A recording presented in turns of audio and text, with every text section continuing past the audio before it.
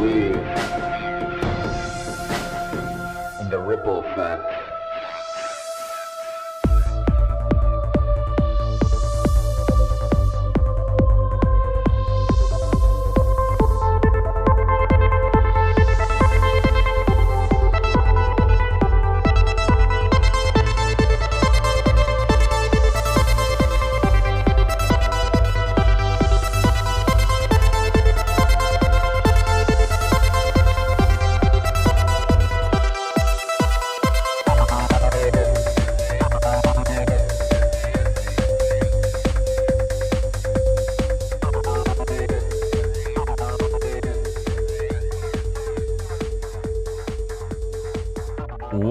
What's up? Another episode of Ripple Effect Podcast. Of course, I'm your host, Krainer, also known as Ricky Brands, and a great episode for you today. Today we have Alex Krainer. He's a researcher, he's an author, he's a YouTuber, he's a historian, he's a geopolitical expert. He's also one of the most interesting friends I have made throughout this journey of podcasting, and he has been on the show before. He's been on the Union of the Unwanted a few times. He's been on Ripple Effect Podcast a bunch of times. So go back in the archives, look up Alex Krainer and Ripple Effect Podcast on my website, and you'll find all the past episodes with Alex. In today's episode, just like all those previous episodes with Alex Krainer, is a super interesting conversation. We do initially start talking about football, and I mean European football, because Alex and I are both Europeans, and I hope you guys hold on to the rest of the conversation, because I promise you this isn't a 2-hour conversation about soccer. We get into so many different historical things, current events.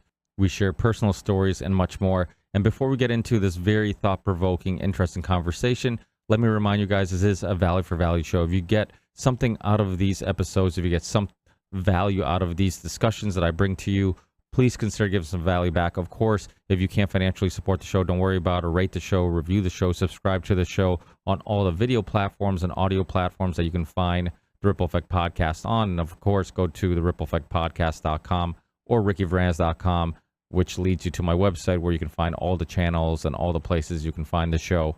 But if you're in a good financial situation, please consider financially supporting the show. And it doesn't have to be a lot. You can donate as little as $1 a month on Patreon, and if a small percentage of the listeners and watchers of the Ripple Effect Podcast donated as little as $1 a month, I could do this full time. So please, no amount is too little. You can also send a one-time donation via Venmo or PayPal, or send crypto to my crypto wallet. You can send Ethereum or Bitcoin.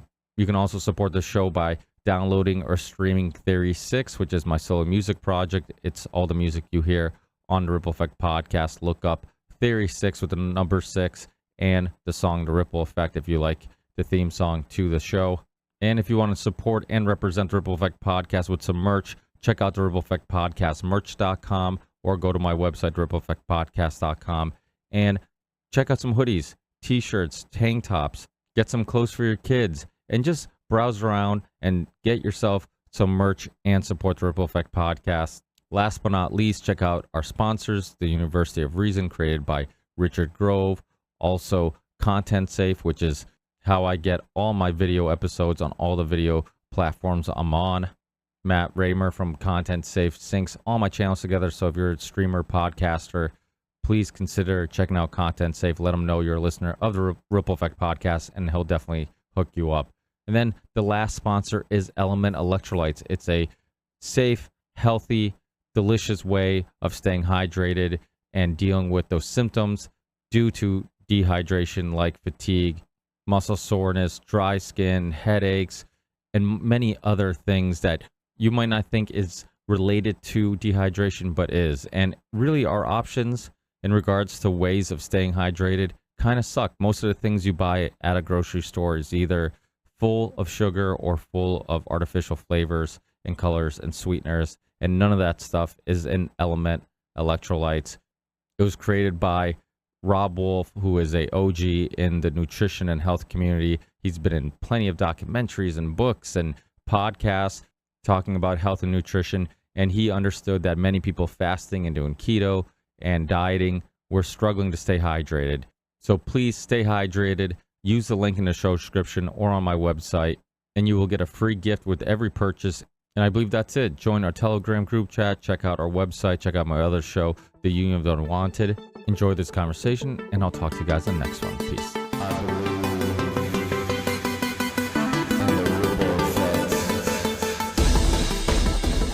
Mr. Vargas. How are you, my friend? I'm very well, and you? Not bad, not bad. Where are you located today?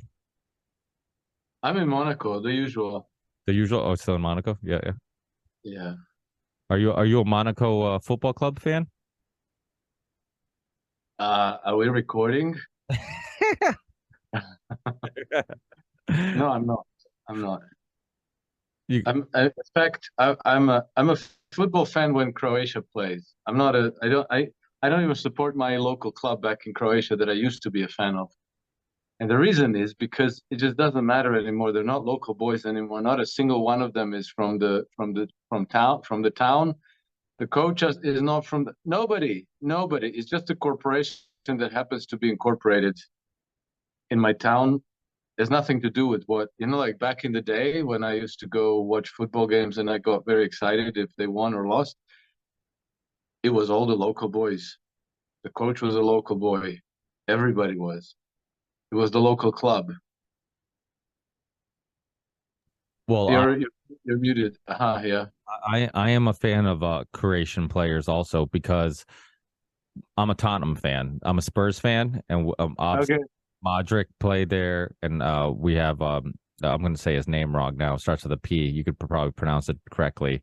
The Croatian player. He's you know what I'm talking about? No.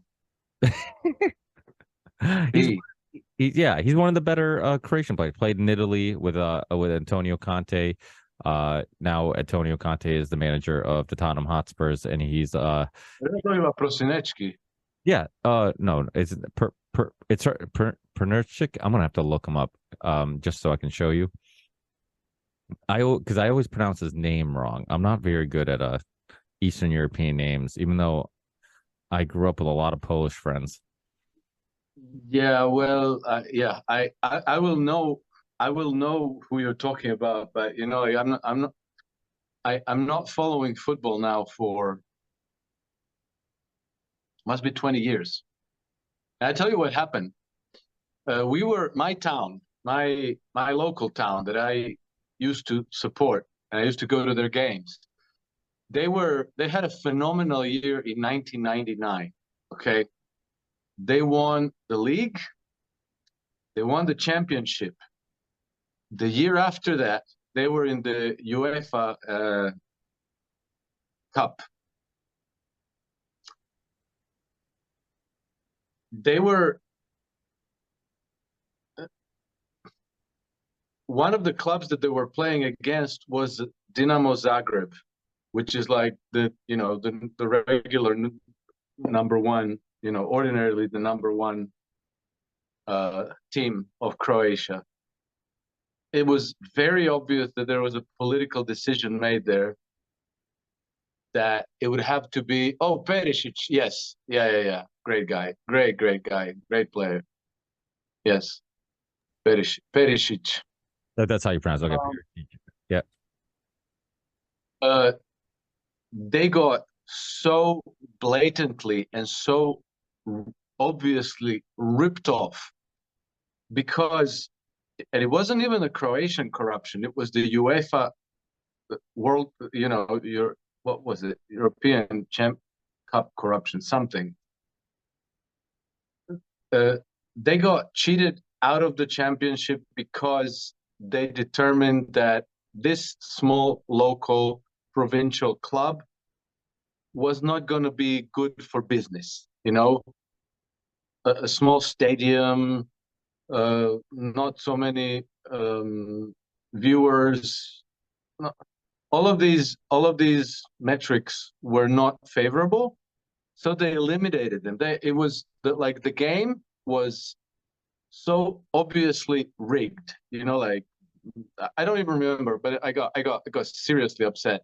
It's like penalties. Like the referee was very obviously uh, biased, and so they lost, even though they way outplayed the Dinamo Zagreb. team. And well, it turned out it's not about that. It's about business. And like little by little, the whole thing deteriorated. It just became like a business. That's all. And there's nothing to do with the town anymore, except that they happen to be there. Their address is there.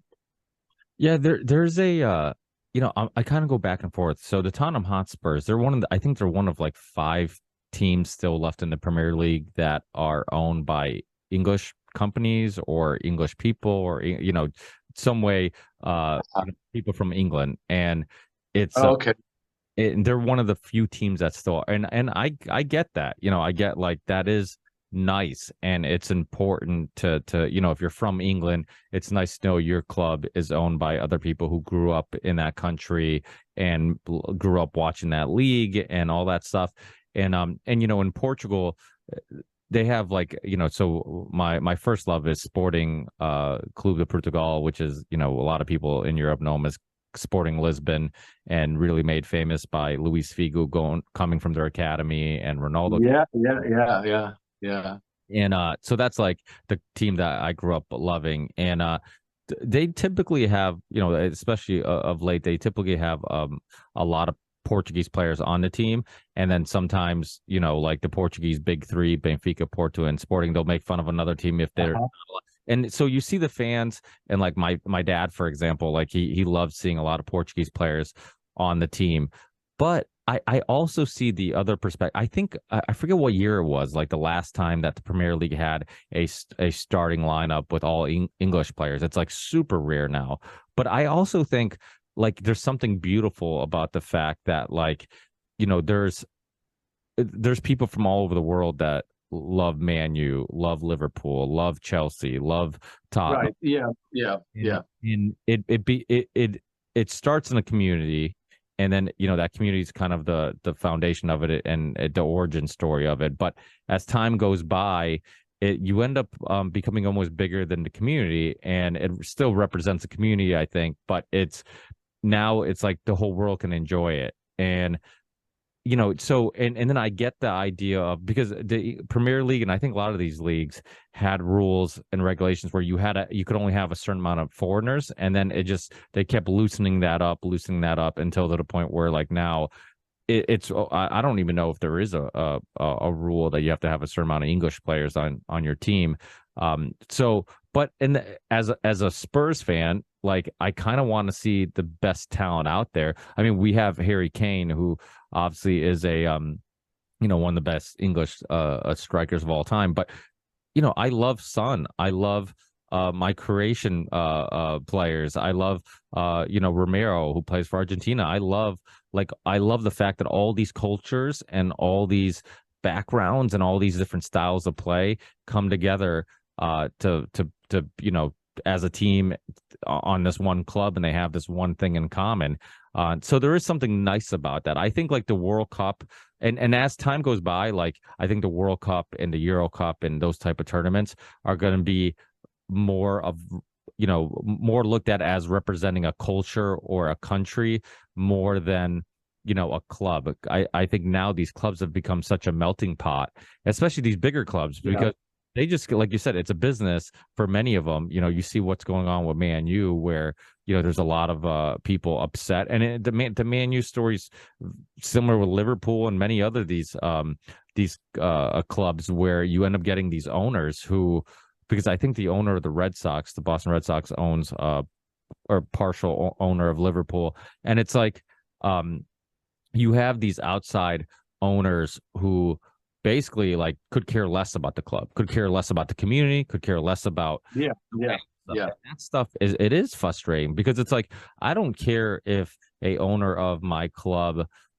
is from some other country or for whatever, but you have to have some connection. You have to have some at least some appreciation for the club. And the guy who plays Deadpool, somebody told me about a documentary. He bought Wrexham, which is like a bottom of the they're in like the fourth division in the English football leagues, and him and this guy from actor from Always Sunny in Philadelphia, that TV show, they both bought Wrexham, and it was like it's still controlled by like a board of directors and the fans and the so Yeah, they yeah, had to like yeah, yeah. basically like tell them why they want to buy their team and what makes you guys the perfect owners. And I love that aspect of football where it's like it's still the fans still have some say, like if there's enough pushback, like I think you're going to see with the Glazer family, where if there's enough pushback, like eventually they'll have to sell because you're just going to have too many riots. You're going to have to, I mean, I remember during the COVID Yeah, yeah. lockdowns, and that's the beautiful thing about football, where it's like it's almost more important than life and death, because even during the COVID lockdowns, it's they broke into the stadium. This is when they had no fans, and it was before a Man U game. They had to delay the start of the Man U game, and all the Man U fans broke into the stadium, a stadium that was supposed to be empty. And then all of a sudden, there's fans everywhere because they're protesting. And even if some of them probably believe that the coronavirus was something to be afraid of, it didn't matter as much of protesting about their football club. So to me, like that was kind of same thing with like Sporting. So Sporting won in 2020, and they didn't have fans, unfortunately, when they won. But there was a party outside the stadium, and there was just like people everywhere. I'm like, this is the most ridiculous thing ever. There's nobody inside the stadium, but outside there's groups of people everywhere. And football is such a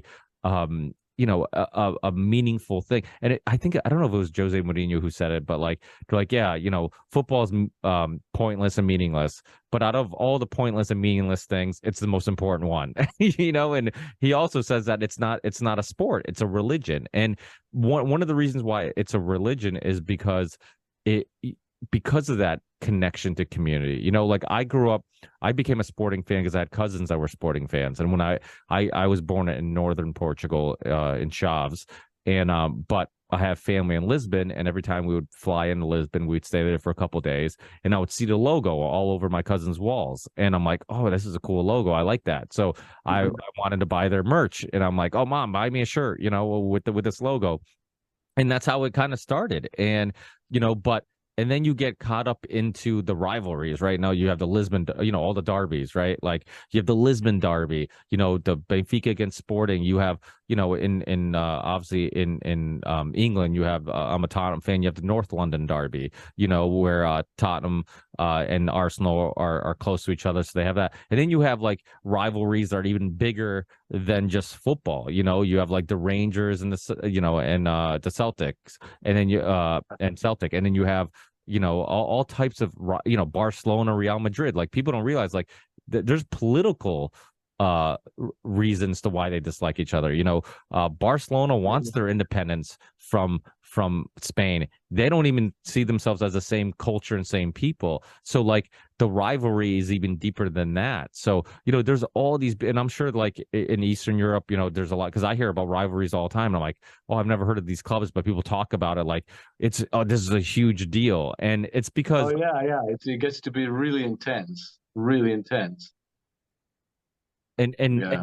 and, and I'm sure in Croatia, same thing. Where like your parents grew up watching that rivalry, your great grandparents, your great grand. So it became, Oh yeah, definitely, definitely. and there's that's what. No, but there's also a very beautiful aspect to football, which like I always try to impress on my boys, that like if you play football, I'm not talking about competitive football, but like if you just play, like I see your kids, that you learn how to play.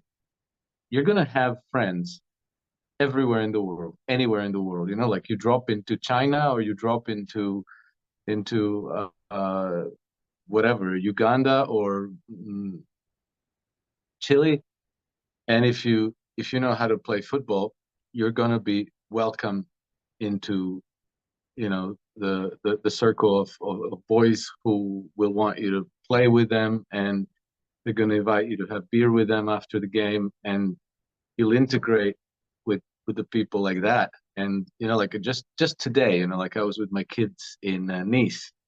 We're walking down the street, and my younger boy is just like brings the football everywhere we go, like, and so he can't just walk down the street. He has to kick the football around with, like, and every so often the ball goes astray.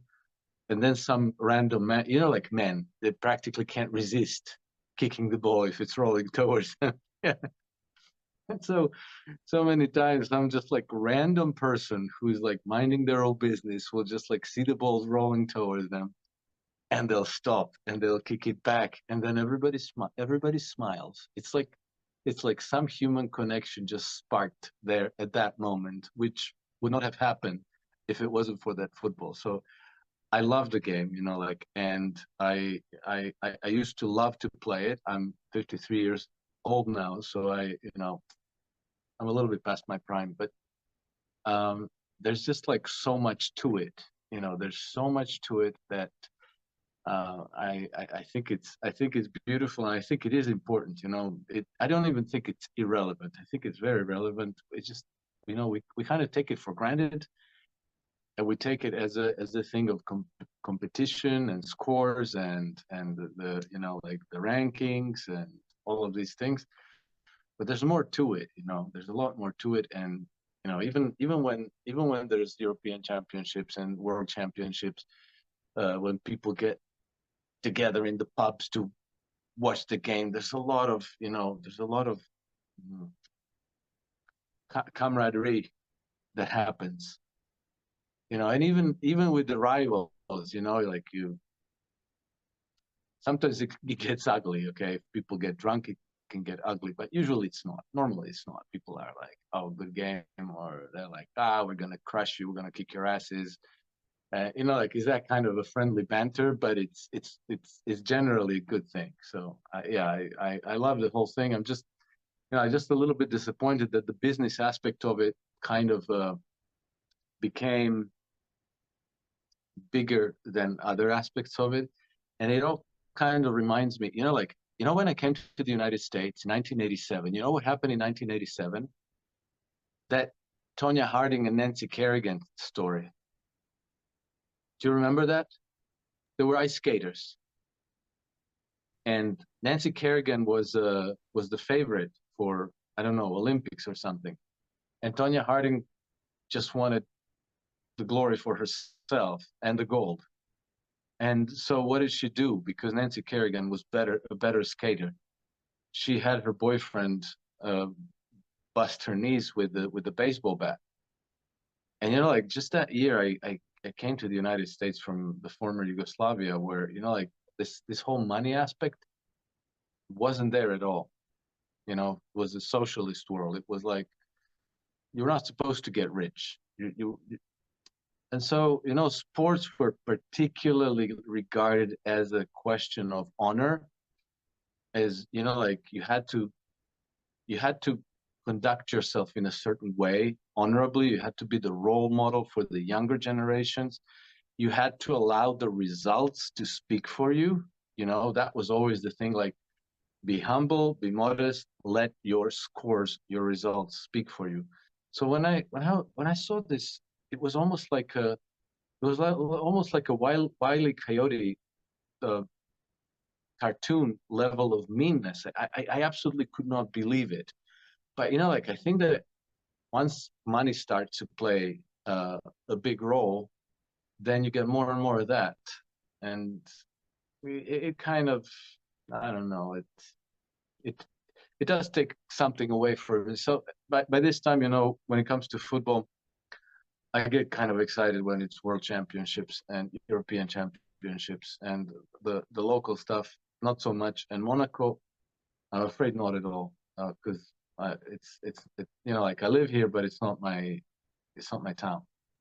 Well, that and the French league is just always dominated by PSG. I mean, that's the thing about the French league. It's so top heavy. Same thing with like Germany, the Bundesliga with Bayern Munich. It's like, that's what makes the Premier League so much fun, is that, Tottenham beats Man City, the defending champs, and then loses to Leicester City the next day, who's like close to relegation. So it's like, that's what makes it crazy. And that's the beautiful thing about football too. It's a relegation thing, is that you can get a very small club work its way up little by little. It's there was a that documentary I was telling you about with the guy who plays Deadpool, who bought Wrexham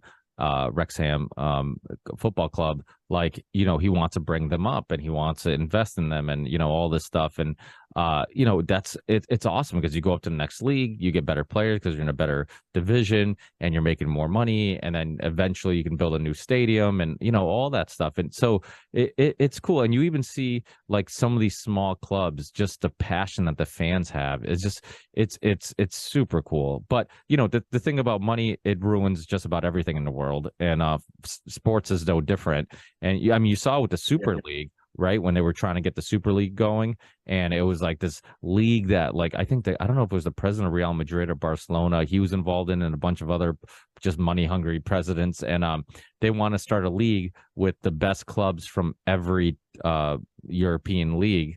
And so it was like Juventus was involved, right. and it was just basically, you didn't have to qualify for it, you didn't have to do anything. Like, you just basically were always in this league that was going to bring in money, make the rich teams richer, and it's like you don't even have to earn anything. Like, you don't.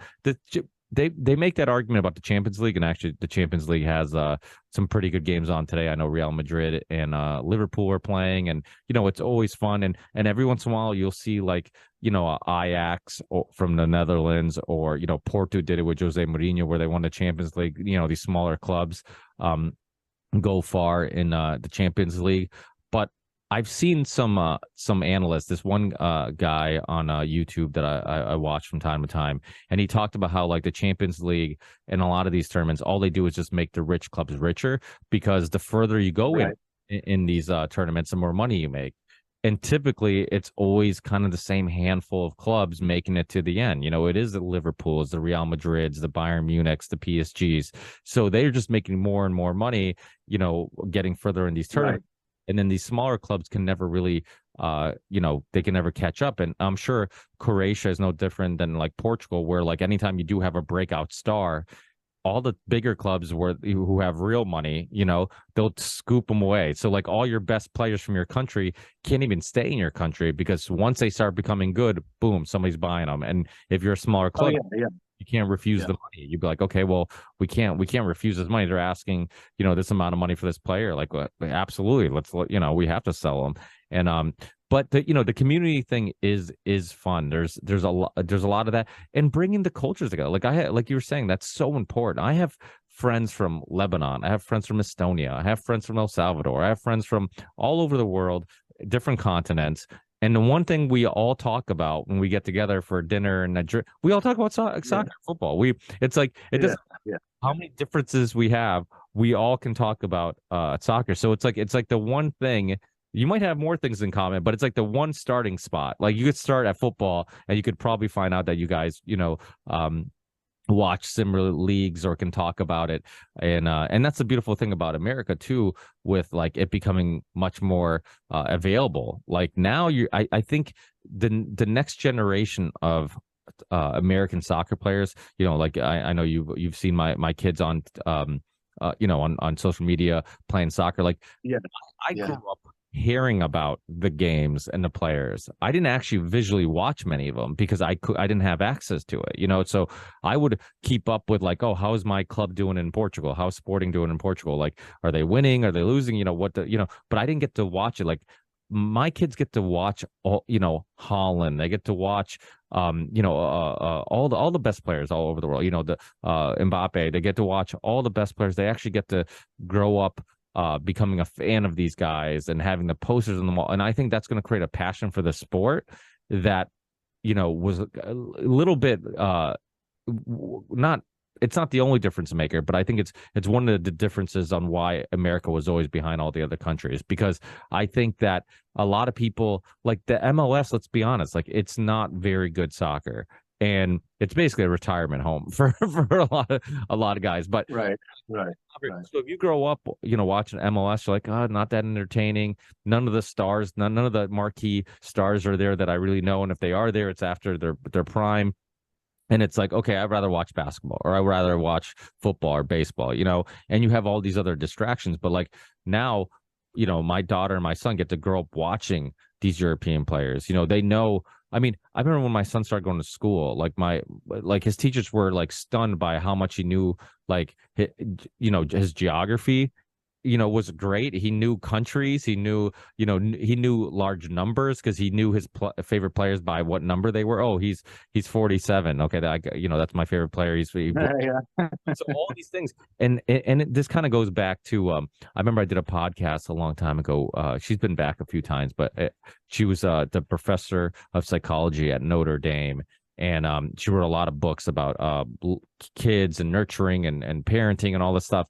And I remember my kids were I don't even think my daughter was born. It was my son was really little, and she was talking about how like we like to quantify everything now, like with parenting. It's like, well, your kid has to start speaking at this age and has to start doing and we have to, everything's about tests and all this stuff. And she's like, kids learn just from playing. Kids learn just from enjoying their hobbies. And then when my son was picking up these things, I'm like, it's a perfect example because like these aren't things that I'm trying to like quiz him on, or I'm trying to I'm not training him in these things. He's just enjoying life, pursuing his hobbies and his loves, and he's learning things along that journey.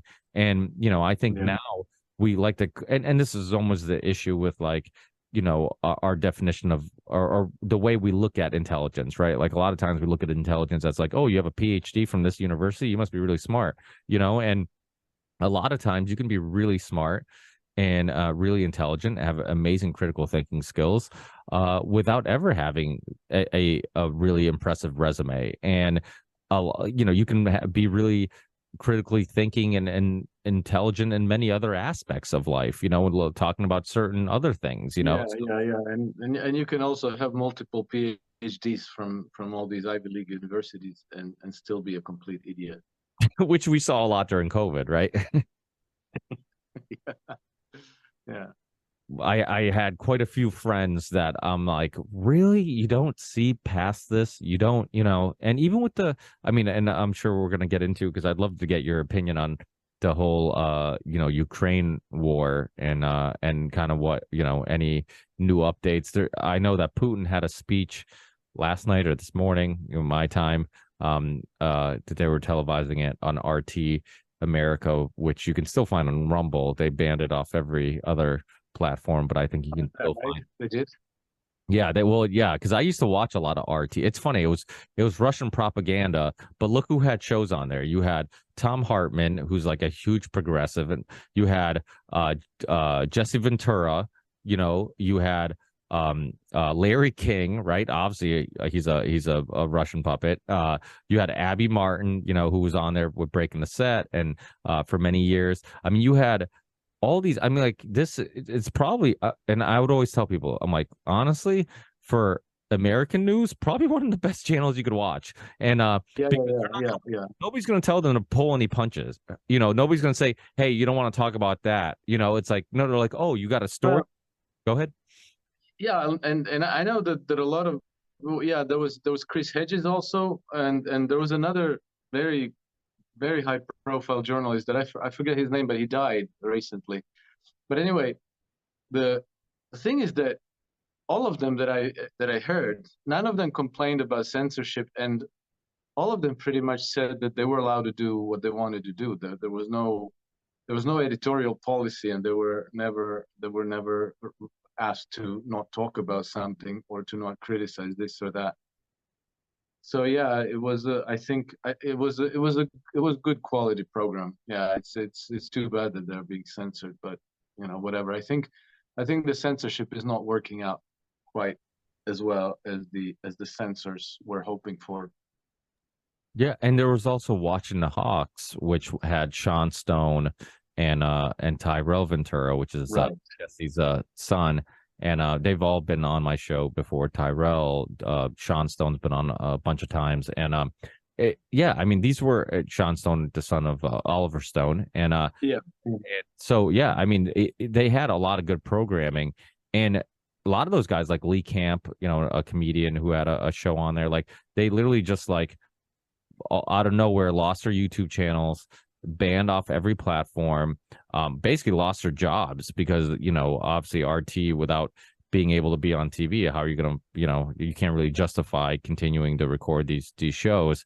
and it was all called just Russian propaganda. And I'm just like, I could give you a list of people that are almost undebatable. Like you can't tell me Larry King is on there to help push Russian propaganda. Like I would always tell people, Right. you might not want to get your Russian news from RT, but I'm like RT America.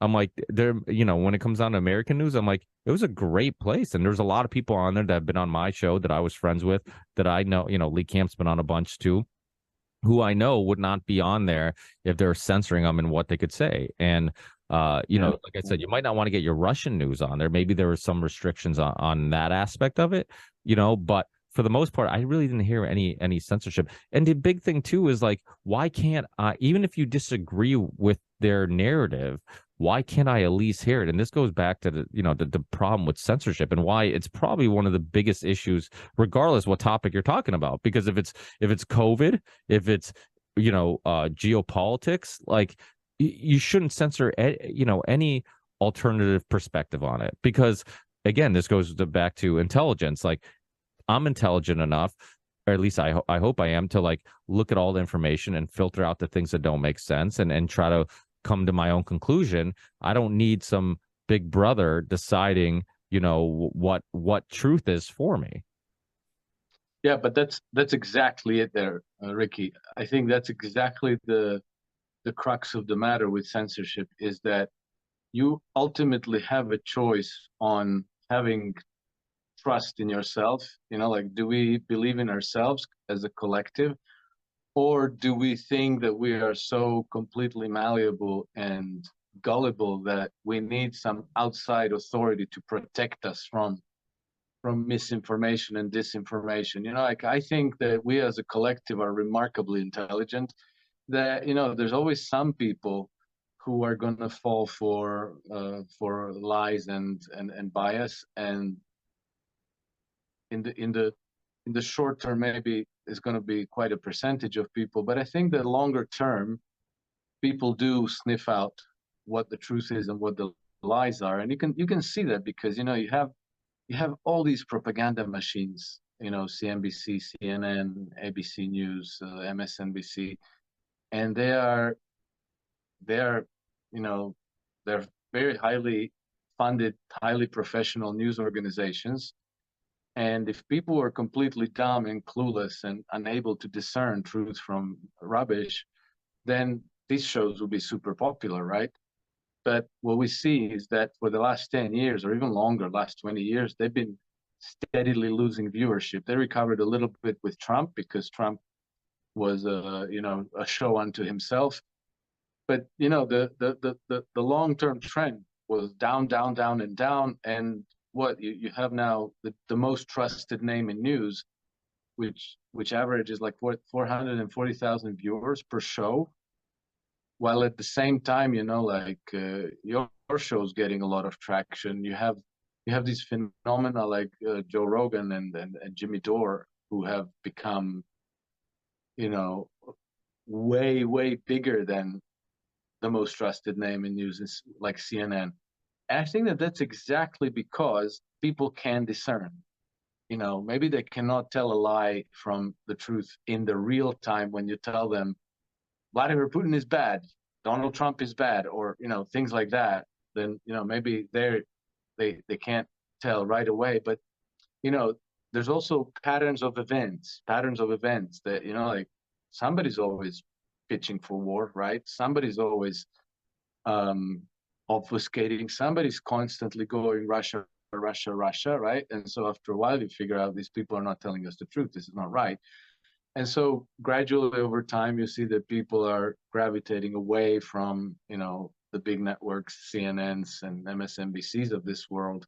And they're gravitating towards even completely random people that they never heard of before, because they sense that they're getting, meaningful information, that they can, kind of construct their own picture of the world that is more in accordance with reality than what they're being fed from these massive propaganda machines. And so I think that the answer is obvious, that we should believe in ourselves, that we should trust ourselves capable to understand what the truth is and not worry about disinformation and misinformation. It's going to have some effect on the margins, but generally, I don't think it's a real danger. I think that placing placing the authority over truth into the hands of some government bureaucracy is much greater danger to society than misinformation and disinformation. Well, we see with the Twitter leaks, and they made a effort to censor people that were sharing CDC data. They're censoring, Stanford doctors, Harvard PhDs. You're censoring people, and it's like, what credibility do you have to censor these people? What do you did you have a PhD in this? Are you an expert in this field? It's like, and you don't even know who's censoring, who's making these decisions, and like what many people should have already assumed, government, corporations, big tech, they're all in bed together, and nothing is what it seems, and people should be very open-minded to maybe maybe what they're being told is a lie. I mean, you look at like the toxic spillage in Ohio, the train. Why aren't people being told? First of all, nobody's really talking about it as much as they should. It's a huge story. It at least should be. And why aren't they being told, hey, get a clean bill of health, go to your doctor. If anything goes wrong, at least like it was related to the air you're breathing, the water you're drinking, and it after this point, it's like nobody's giving advice. You have politicians going on TV saying, "Oh, the water's safe," and to drink and whatnot.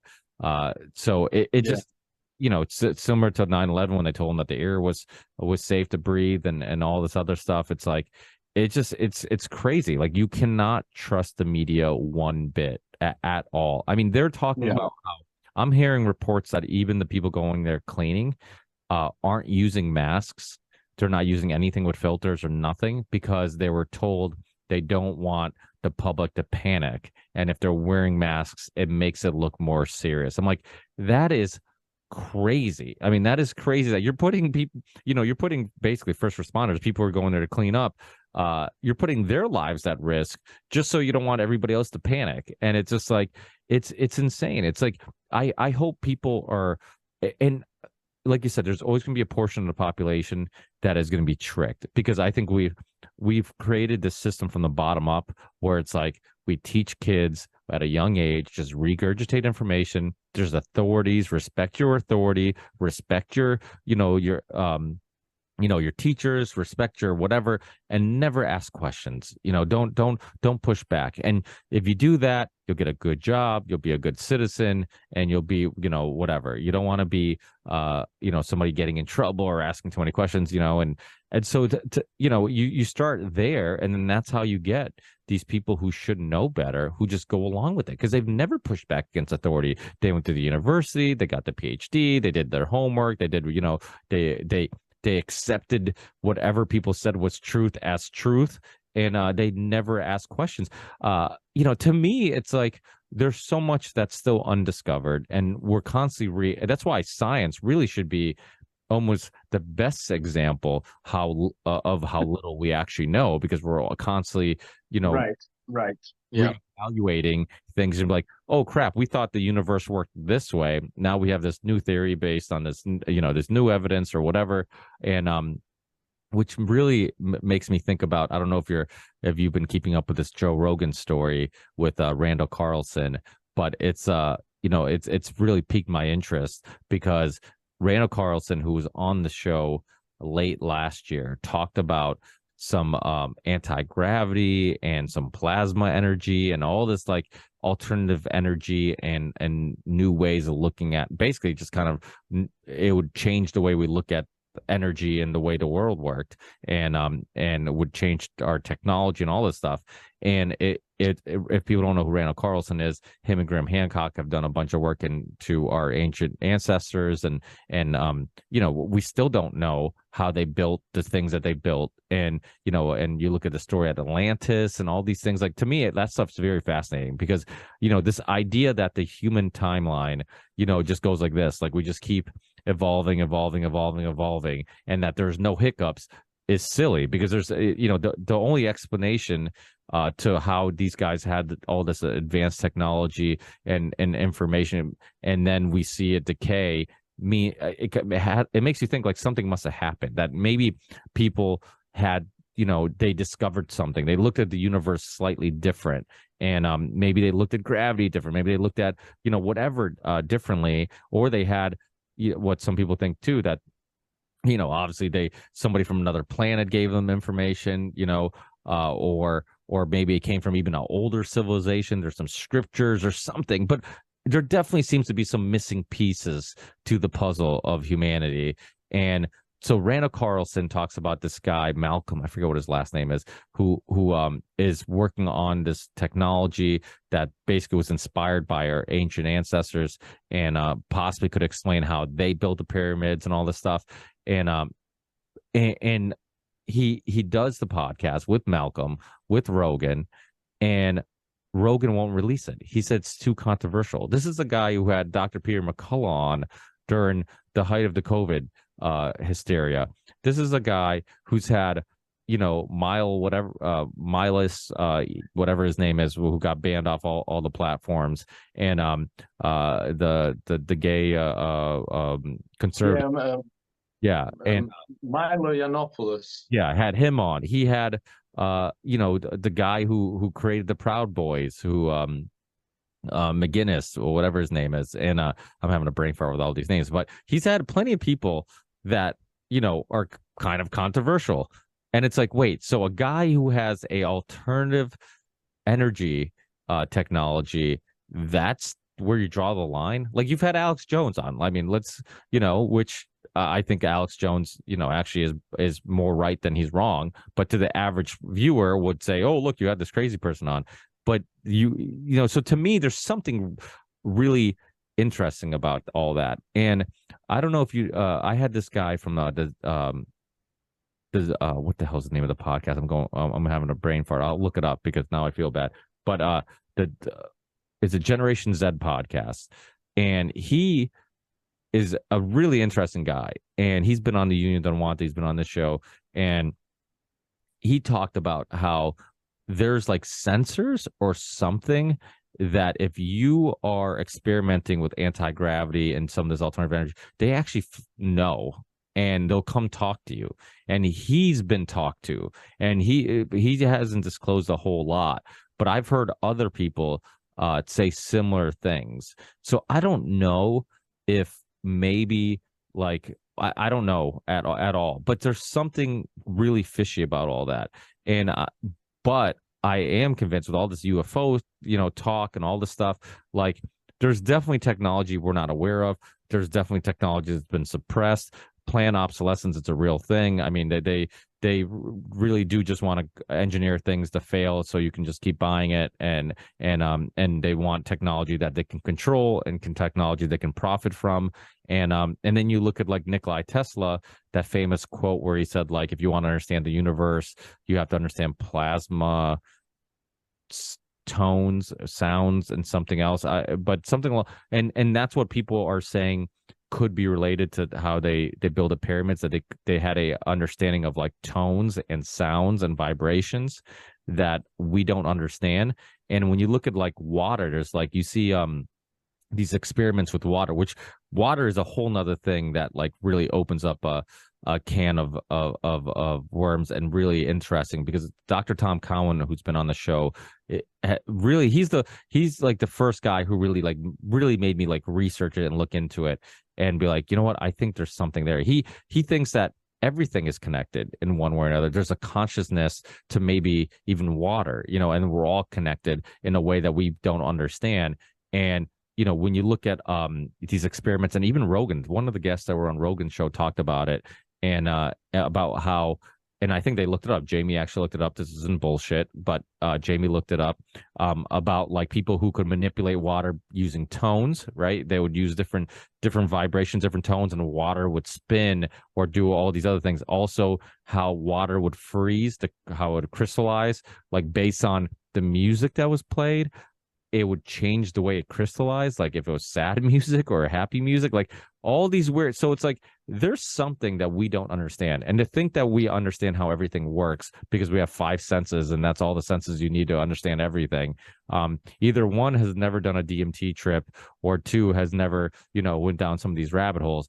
Because to me, it's fascinating. It's fascinating because some of these alternative views on the universe, I think, would explain some of our ancestors, and that's why a lot of this old wisdom, to me, like like Graham Hancock says, we look at like a lot of our ancestors, and we're like, oh yeah, they don't know what the hell they're talking about, or we don't, they were dumb monkeys. We look at them like they were just primitive people, and instead of like actually trying to understand what they were trying to say and understand the way they lived and the way they looked at the universe, and try to extract some wisdom and some understanding from it, because they might have understood something that we don't, or look, not to say that they were more intelligent, in regards to mathematics or whatever, but it doesn't mean that they couldn't have had some breakthroughs in understanding plasma or gravity or sound or something else that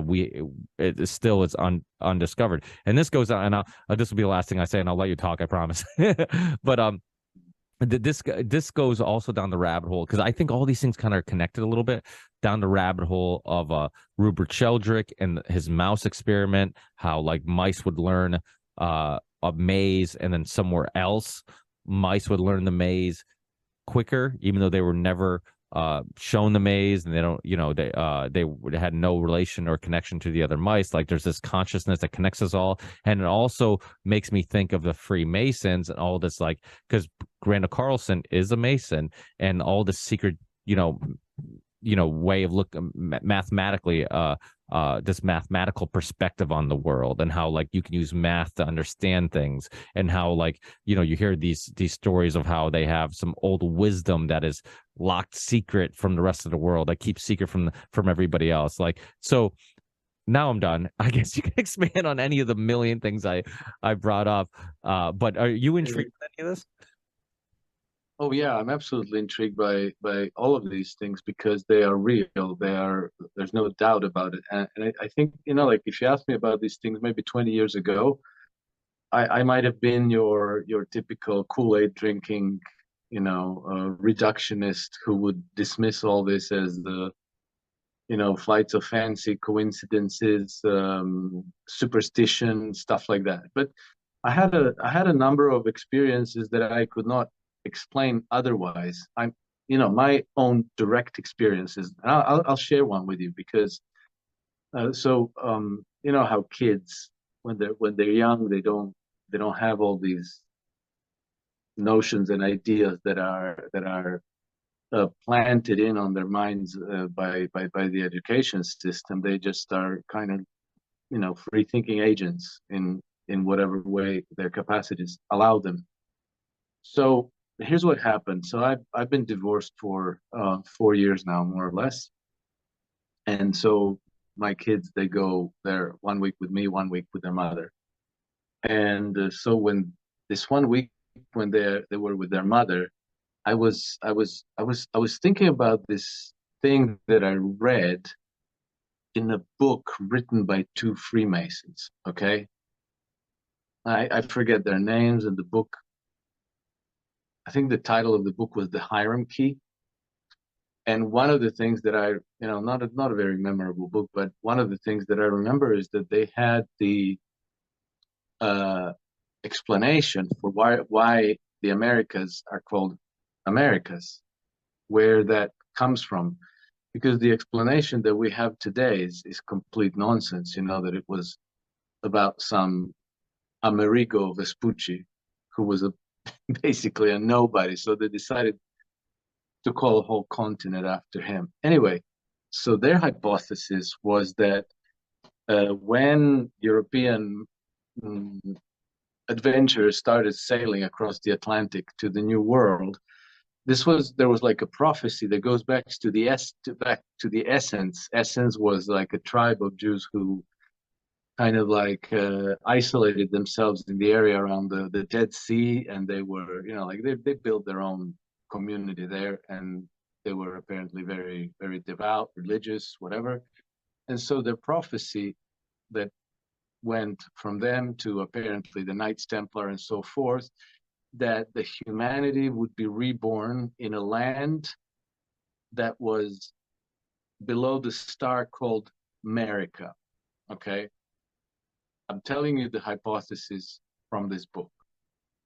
And so that when people in the Middle Ages, after in the, like in the 16th, 17th century, when they were traveling across the Atlantic, that, from Spain and Portugal, that it was going verso l'America, in the direction of La America. So America was the name of the star, but when you add the La, as they would in Spanish and Italian, the word became La America.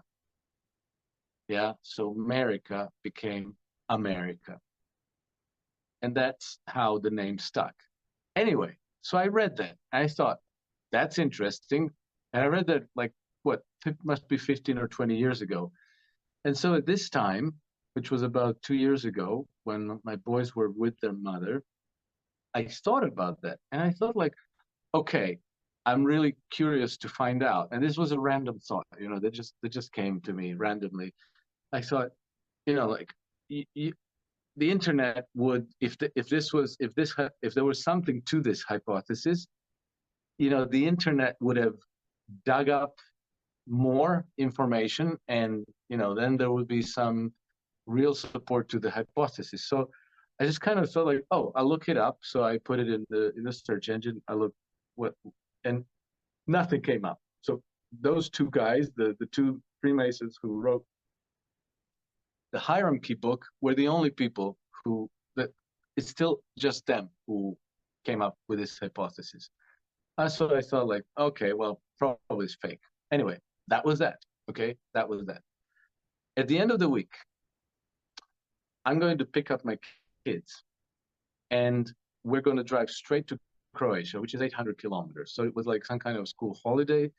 They were with their mother. I went with their mother. I went to pick them up, and we took off straight driving towards Croatia.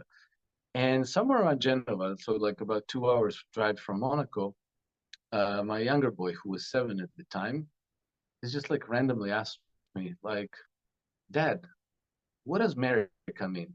No, he said like, what does America without an A mean? Okay. And I'm like, what do you mean, Jesse? You mean like, what does America mean? And he says, yeah. And I'm saying like, where's it? Where does this come from? What made you think of that? And he said like, well, I don't know. It just came to me like that. And I said like, did you think of this before? And I was like, no, it just came to me now.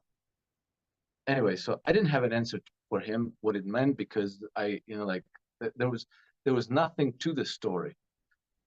But the fact that somehow he picked up on this word that he never saw, he never heard spoken, like there was no discussion between me and them, between their mother and them, to have curiosity about this word. But the fact that he asked me about it, and the fact that I thought about it just 2 or 3 days before that, it's too random to say that this is a coincidence. It's not a coincidence. And these things have been happening so regularly that I started writing them down when they happen.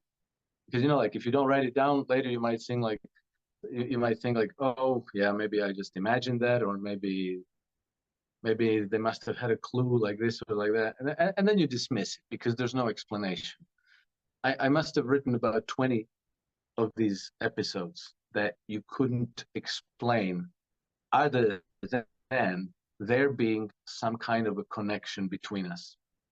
So what Rupert Sheldrake discovered, and I'm aware of those discoveries, is I'm almost certain that it's real, because Carl Jung also made similar discoveries, except that Rupert Sheldrake went a step further and actually designed a series of scientific experiments where he could show empirical data to prove that the relationship is real and not random.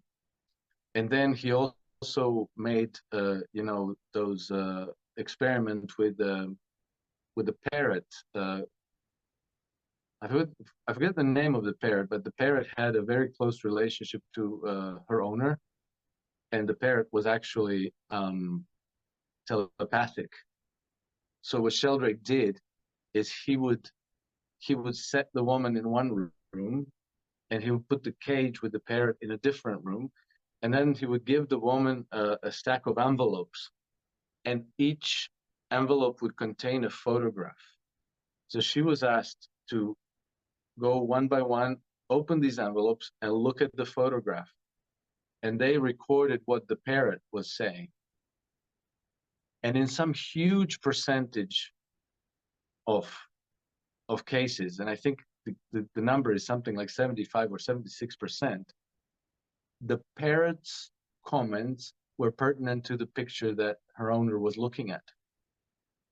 Okay?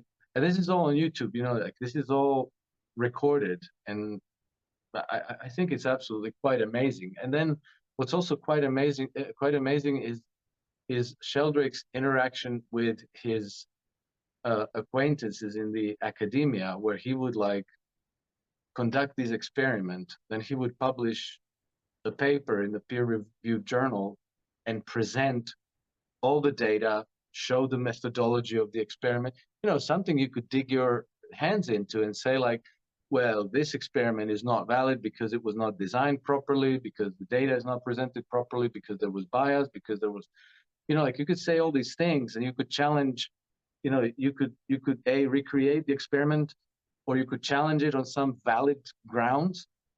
But usually his acquaintances in the academia would dismiss him without referring to any data, without referring to his experiments and their design, anything. They would actually, he would actually say, well, but did you look at the data? Did you read the paper? They would say like, oh no, but that's nonsense. Of course I didn't read it. So that's the, these things are real. They're not being dismissed because they're not real or because they're somebody's flight of fancy or superstition. They're being dismissed because the current reductionist paradigm simply cannot withstand the very real possibility that, yes, we are connected. Yes, we are connected in ways that we cannot account for rationally, and that it's all very, very relevant to our current condition. And I have no doubt that if a rat learns how to go through a maze in New York, that rats in, I don't know, Lisbon will be better prepared to learn the same. And so if rats can do it, then why would there be any reason for us not to be able to do it? Yeah, and there's that experiment where they sprayed the completely synthetic scent, and they would shock the mice every time that they would spray the scent, and obviously the mice would panic every time they'd smell that scent because they thought they're going to get shocked. And then for 2 generations afterwards, without ever shocking the mice, they would have the same panic reaction when they smell that completely synthetic scent. It's not a scent that they would ever be exposed to in the natural world. So that shows that we inherit certain things that are more than just eye color and hair color and that type of stuff. That's why sometimes it's interesting, because when you think about like, a child that becomes alcoholic because their father's alcoholic, a lot of times we assume it's only because they watched it, but maybe it's more than just visual. Maybe it's DNA, maybe it's some type of conscious connection between the two. You inherited some of their trauma, and and which would explain some things, because some people do have trauma, and maybe nightmares or something that could not even be from their life experience. It could be from their parents' life experience or some ancestors' life experience. There's definitely some stuff that we don't understand. And Jimmy Corsetti, I don't know if you know who he is, but he has the Bright Insight YouTube channel, and he's very, very fascinating. He's friends with Randall Carlson and Graham Hancock, and anytime he was on the Rogan podcast not too long ago, maybe 2 months ago, a month and a half ago, but very fascinating guy. And he was actually interviewed on the Danica Patrick podcast, and I actually didn't even know Danica Patrick had a podcast. I don't know if you know Danica Patrick, the real pretty NASCAR driver. She was like one of the only like popular female drivers, but she started a podcast. She like kind of retired from racing, and now we're pursuing other things. And I'm like, oh, this is interesting. He had this person on, Jimmy Corsetti. I'm like, she's interested in this topic, and it was such a fascinating conversation. It was a fun and fascinating conversation. And Jimmy Corsetti was talking about, because he's a big believer of like there's some lost information about how the universe works that is still undiscovered by our civilization, that maybe we can find out if we are much more open-minded about our ancestors. And but he also talked about his dog, right? He talked about, and I can't remember the exact example he used, but he was talking about how his dog, like every time he's like stressed or something like that, his dog's in the other room, and I don't know if the dog would get sad or whimper even though he couldn't see him, and he's like, and it kept happening where like he's like, there's something going on here. And they've done studies with like dogs knowing when their owners are going to show up, and Yeah, even that was Rupert Sheldrake as well. Yeah. oh, Yeah. was it? Okay, yeah. Yeah.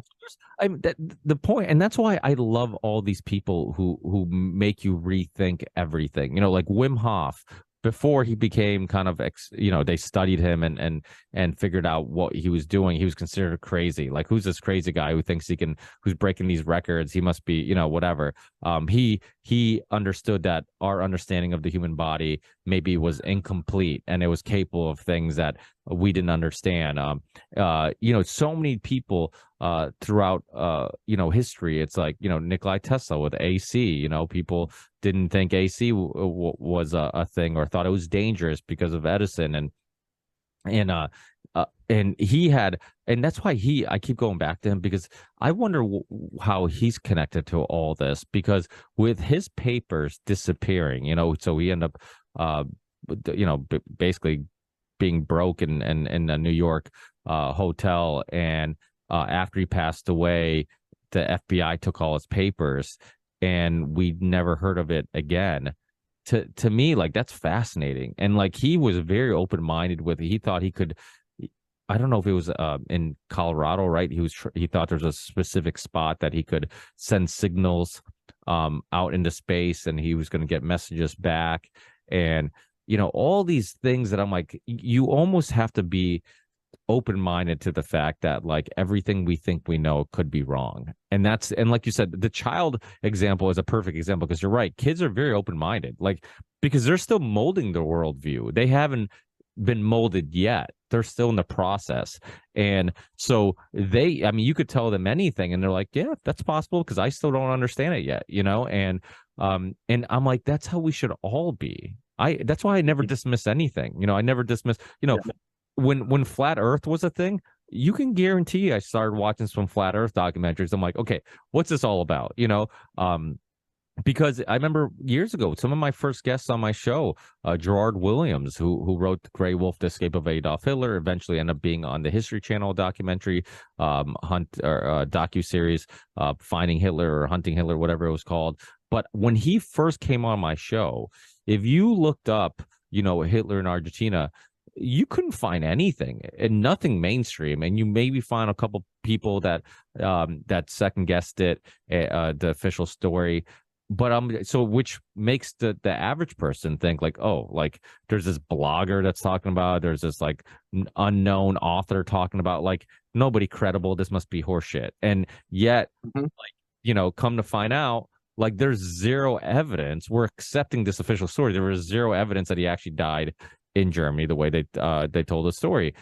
And same thing with like Columbus, right? I had this author Manuel Rosa, actually a Portuguese author, who had a very interesting take on Christopher Columbus, and similar thing. And he spoke Portuguese and read Portuguese, but he also spoke and read Italian and Spanish and all the necessary languages to really do a full depth research into this story. And he believes that Christopher Columbus wasn't, who the history books say he was. And there's even a picture of I forget what the name of his book is, but it's Manuel Rosa. If you look up Columbus, people can find it, and he's been on the show. And there's a picture of the president of Portugal holding the book, because he believes that he was actually born in Portugal, but his parents were from Eastern Europe. And he goes into it, which kind of makes sense, because when you dissect some of his writings, none of it was like, it didn't seem like he was writing as an Italian. He got a lot of pushback from Italian historians, because obviously they want to get credit for Columbus, one of the most popular historical figures.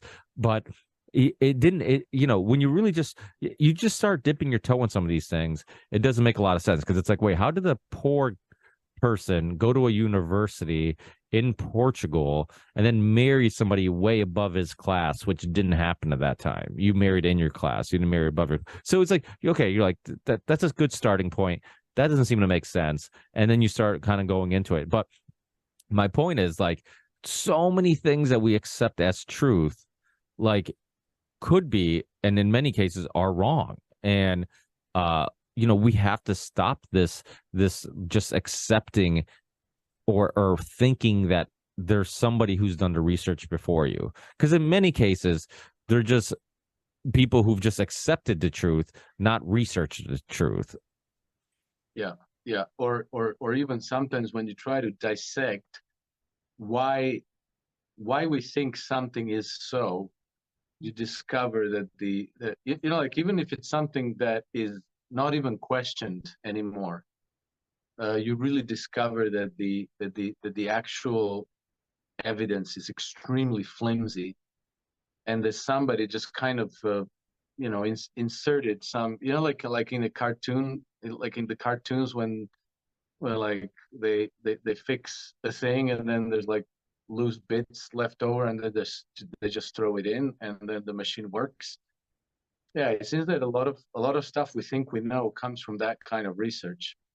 And I watched a number of shows on Rogan with Randall Carlson and Hancock, and it blew my mind, like. And I went to Egypt a few years ago, and it was during the time when there was like very high tensions in Egypt, so there was like no tourists, virtually there was nobody there. And so my ex-wife and I, we were able to go into all these pyramids and go inside, and all by ourselves in the Cheops pyramid, and we had, like, our guide was with us. There was no other people there, and so we could just spend a lot of time talking. And like, the amazing thing is that they tell you the story about how the pyramids were built, and the stories are, like, they defy basic math. So the guy was explaining to me, like, oh yeah, like, these pyramids, this pyramid was built over a period of 20 years, and normally they would work about 3 months per year building these pyramids. The rest of the year, people were in their fields, growing food and harvesting and blah blah blah. And then I kind of looked. I was like, okay, so how many stones did you say there was in this pyramid? 2.5 million, and they built it over 20 years, working 3 months a year. And then I, like, my smartphone, and I go like, well, that would mean they had to place one of these stones in place, and these stones are placed perfectly. I mean, like, when you're inside, you literally cannot slide a credit card between two slabs of granite that are like 70 tons heavy. because the stuff that's inside is a different rock that what's on the outside, and it's granite, and it's very very there's very big blocks. But the normal blocks were, I think, 2.5 tons. So I was like, they would have had to place each one of these stones in place every minute. One of these stones in place every minute. And the guy goes like, well, no, that's no, it's not, it wasn't. And I go like, okay, look, I have a calculator here. We go like, so many years, so many stones divided by da, da, da, and we get 1 minute per stone. And you can see him kind of go like, oh, anyway. And then he reverts right back to the curriculum, like I never said anything. Okay. Like I didn't say anything to him. And how does that happen? Because, he's not there. These people get their license to be tour guides from the state. And the state makes sure that they just know how to regurgitate the curriculum verbatim by heart without any, like it has to be like that, like we say it is. And then if you challenge it, they just simply, like that practically threatens his job. For him to even entertain what I said, what would be, that would threaten him losing. And that's how the whole thing is. Like in everywhere, like you go, so these are, tour guides, but the same thing is with academic institutions. Professors have their tenures and their grants based on things being a certain way. And they tell us that, like, as you said, the march of history is just like one straight line up, and we are now at the highest level humanity's ever been. And in the future, humanity is going to be at a higher level still, but it's all just like one uphill march, and everything that came before us was lesser, and everything that's coming afterward is going to be better. So all we have to do is just like passively go along with it, acquiesce, and do as we're told, and everything else being taken care of. And don't question anything. Just, like go to the university, learn your curriculum, do your job, do as you're told, and shut up about the rest. And that's clearly a very, very limiting worldview.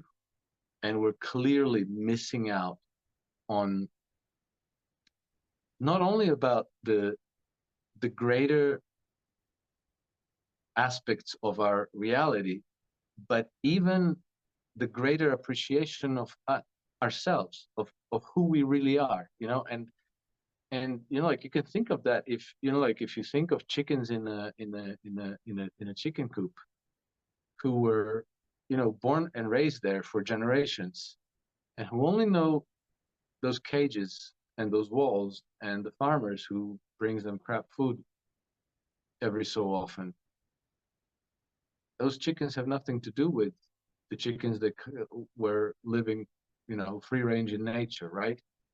So can they even appreciate who or what they are, and what natural abilities they have if they were in a normal habitat, as like as God intended? And I think the same is the case with us. We're living in a certain matrix that's probably gone on for a few centuries. And I don't think we can quite fathom who or what we are outside of that matrix. But I think that we should start discovering, because again, we should go forward with faith in ourselves rather than demanding, security and protection and guidance and truth from authorities, from some state bureaucracy that regards us basically as cattle.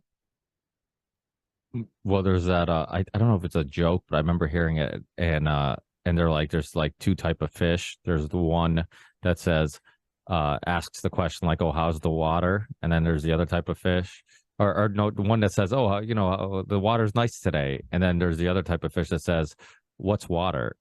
And Yeah. it's that's a lot of people. I think like they're living in this basically, you know, their worldview has been decided for them, and they live in. Yeah. And you know, I keep bringing this up because I think it was a really interesting way of putting it. And Monica Perez, who you know, and you know, is a regular on the show and the Union of Unwanted.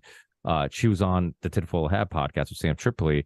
I think it was late last year, early this year, and she was talking about how like we're basically domesticated animals, and the government is trying to keep us domesticated. And anytime you Yeah. ask questions that go against the grain and or whatever, it's like they got to put their foot down, and you know, you become the enemy or a danger to them.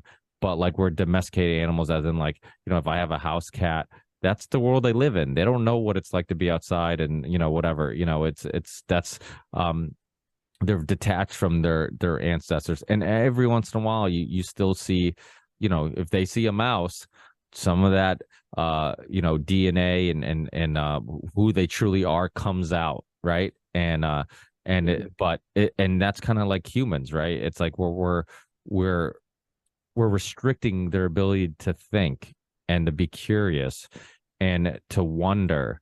And you know, every time somebody does that, it's like bad cat, you know. It's like, how dare you, you know. Yeah.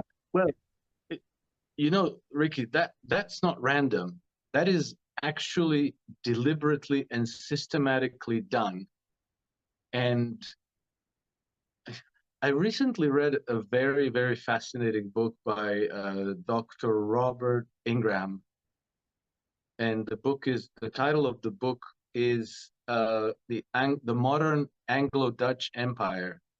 And one incredible bit of research that Dr. Ingram has done is that he has traced this evolving intellectual tradition that went along with the development of this banking system and the monetary system that we still have in today. They were they were from the very beginning. This back in the days of Venetian Empire and the Venetian bank, which was, you know, the first model of the modern central bank. They were paying these academicians who were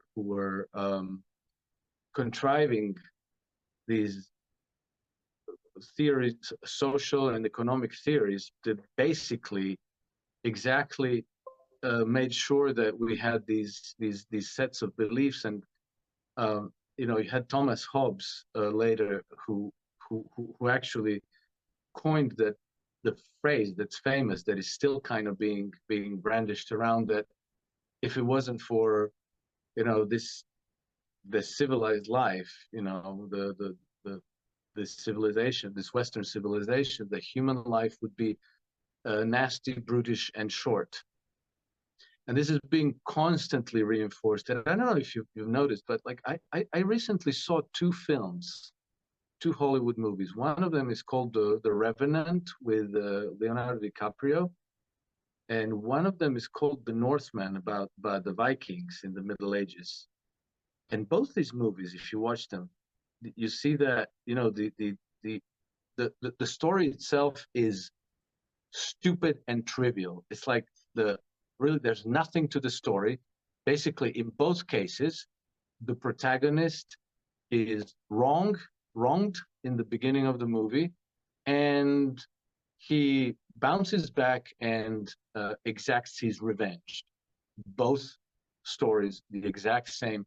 Leonardo DiCaprio in The Revenant sees, you know, his son was killed, and this other guy, the Viking, he witnessed his father being killed. Apart from that, it's the same movie plot, but the whole thing is that it's in your face, showing you how horrifically uncomfortable and brutal life is. Yeah, you know, for the Vikings, and for these, you know, in Leonardo DiCaprio, The Revenant, I think it's like 19th century Western United States. You know, they're always these guys are always wet.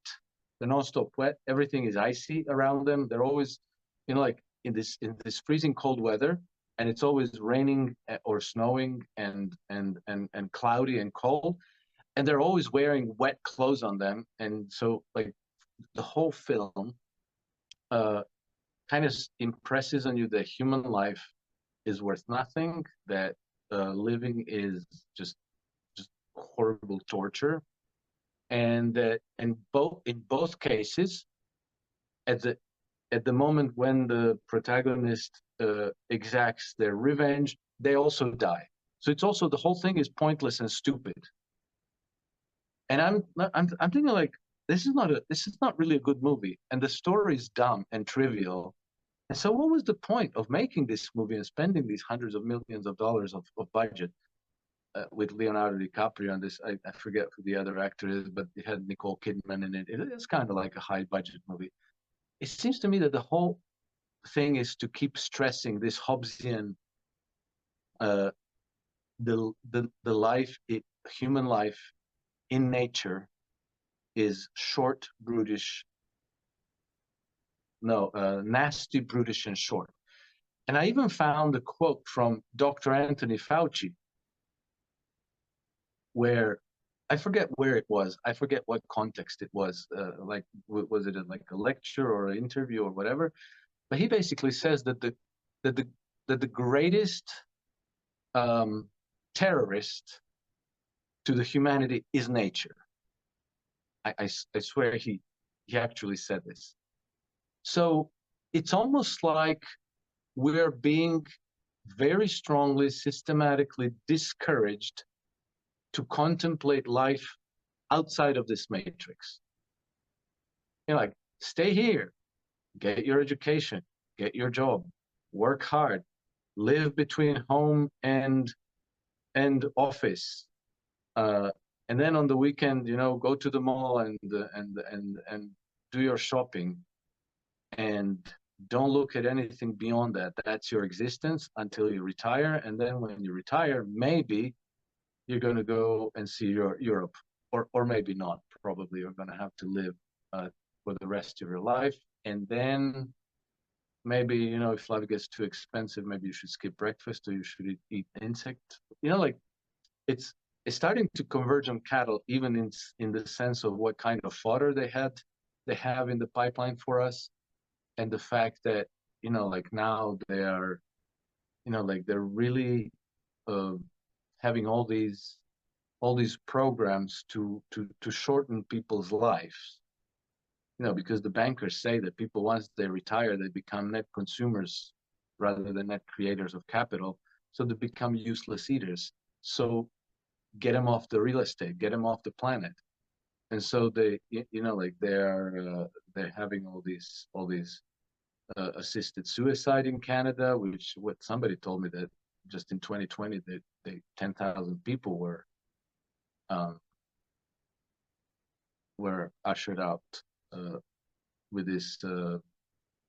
I forget what the program is called. And now they even want to expand the program to make it available to minors without parental consent, so that, like, a depressed teenager can just, like, go and ask to be put down without discussing it with their parents at all. I mean, like, and it seems to me that the farther this goes, if these insane ruling, quote unquote, elites, if they're successful at what they're doing, they just keep pushing the limits farther and farther into the unthinkable, and it kind of becomes normalized.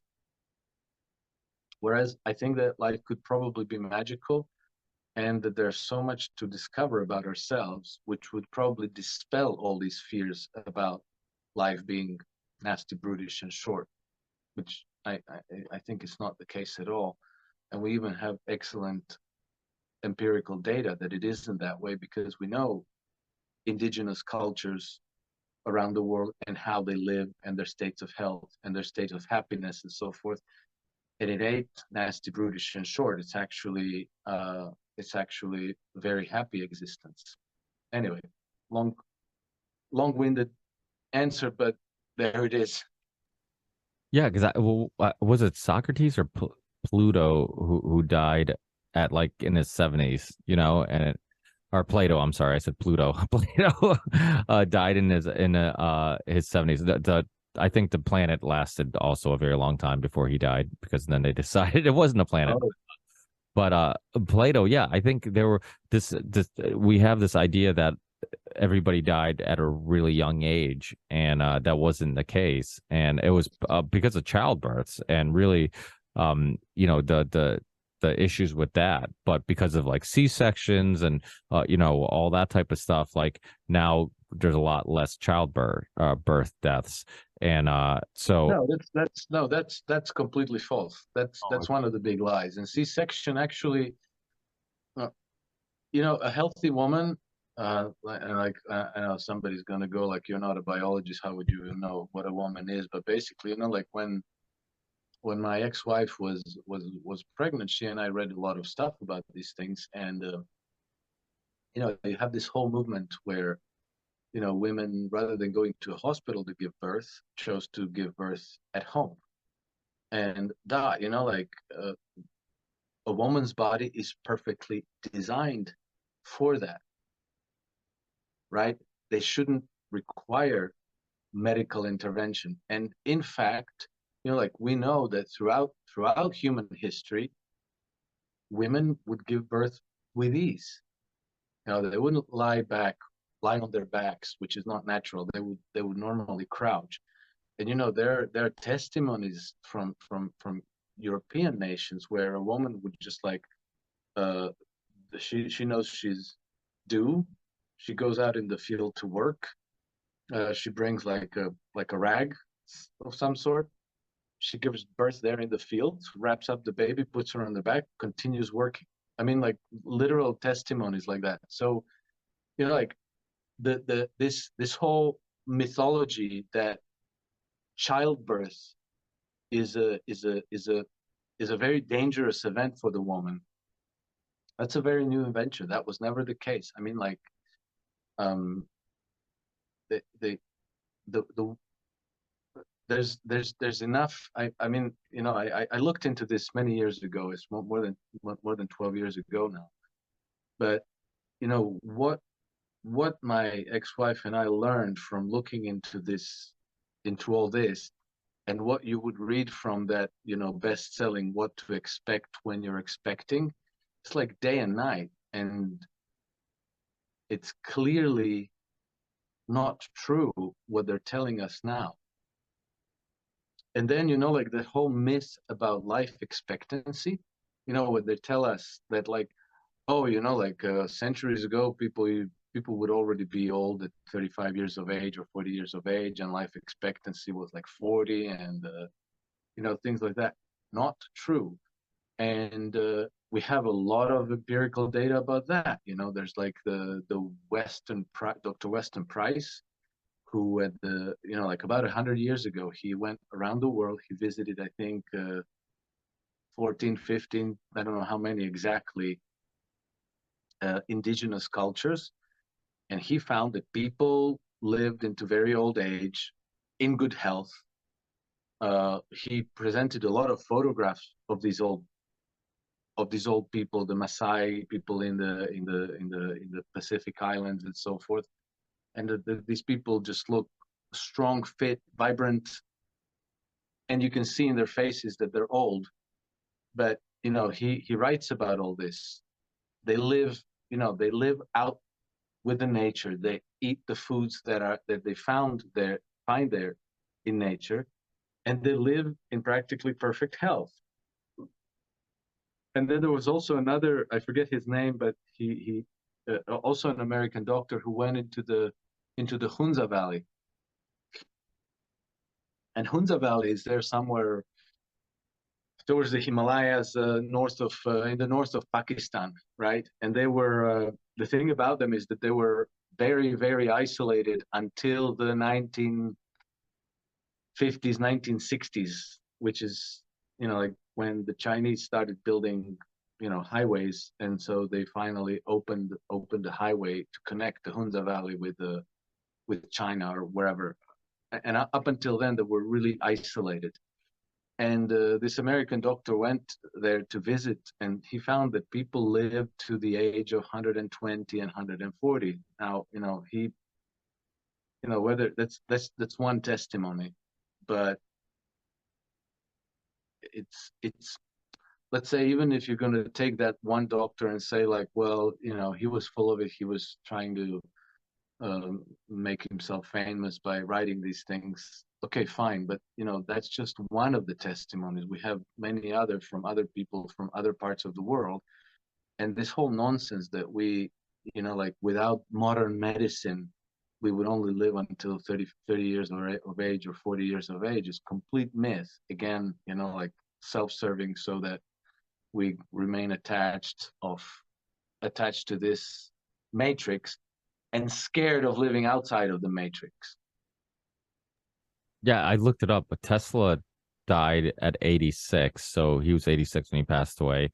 And Plato in like 300 and whatever 80 something BC died at the age of 80. And so yeah, I think we've definitely have been deceived into believing that like all this modern technology and all this modern science and how we keep progressing to a better life and longer lives is really incorrect, and there's nothing really natural about the way we live anymore. Everything we eat is synthetic. Like you said, even childbirth is very much like not natural. And how many of our issues with childbirth is because we've kind of lost our way. I keep thinking about how like we keep trying to reinvent the wheel when the wheel doesn't need reinventing. It's like we've done things a certain way for a long time, and all of a sudden we think we can do it better, and a lot of times it ends up just like ruining things. And yeah, so, and I know Christopher Ryan, who the host of Tangentially Speaking, he was on my show a long time ago. He also wrote the book Civilized to Death and Sex at Dawn. And even though I definitely did not agree with him during the COVID lockdowns, he definitely has some really fascinating work before that I was a huge fan of in regards to a lot of the myths that you were referencing in regards to like, oh, look how brutal our ancestors lived, how brutal lives they lived, and look how how sad and terrifying their lives were, just they're scavengers and all the stuff. And when he found a lot of evidence that there was no signs of depression, people were very happy, it was less violent. It's funny because people talk about our ancestors being violent while we're like bombing people all over the world. They were just our ancestors were violent as we're living in an age of permanent war. Go figure. Yeah, without a doubt. I mean, it's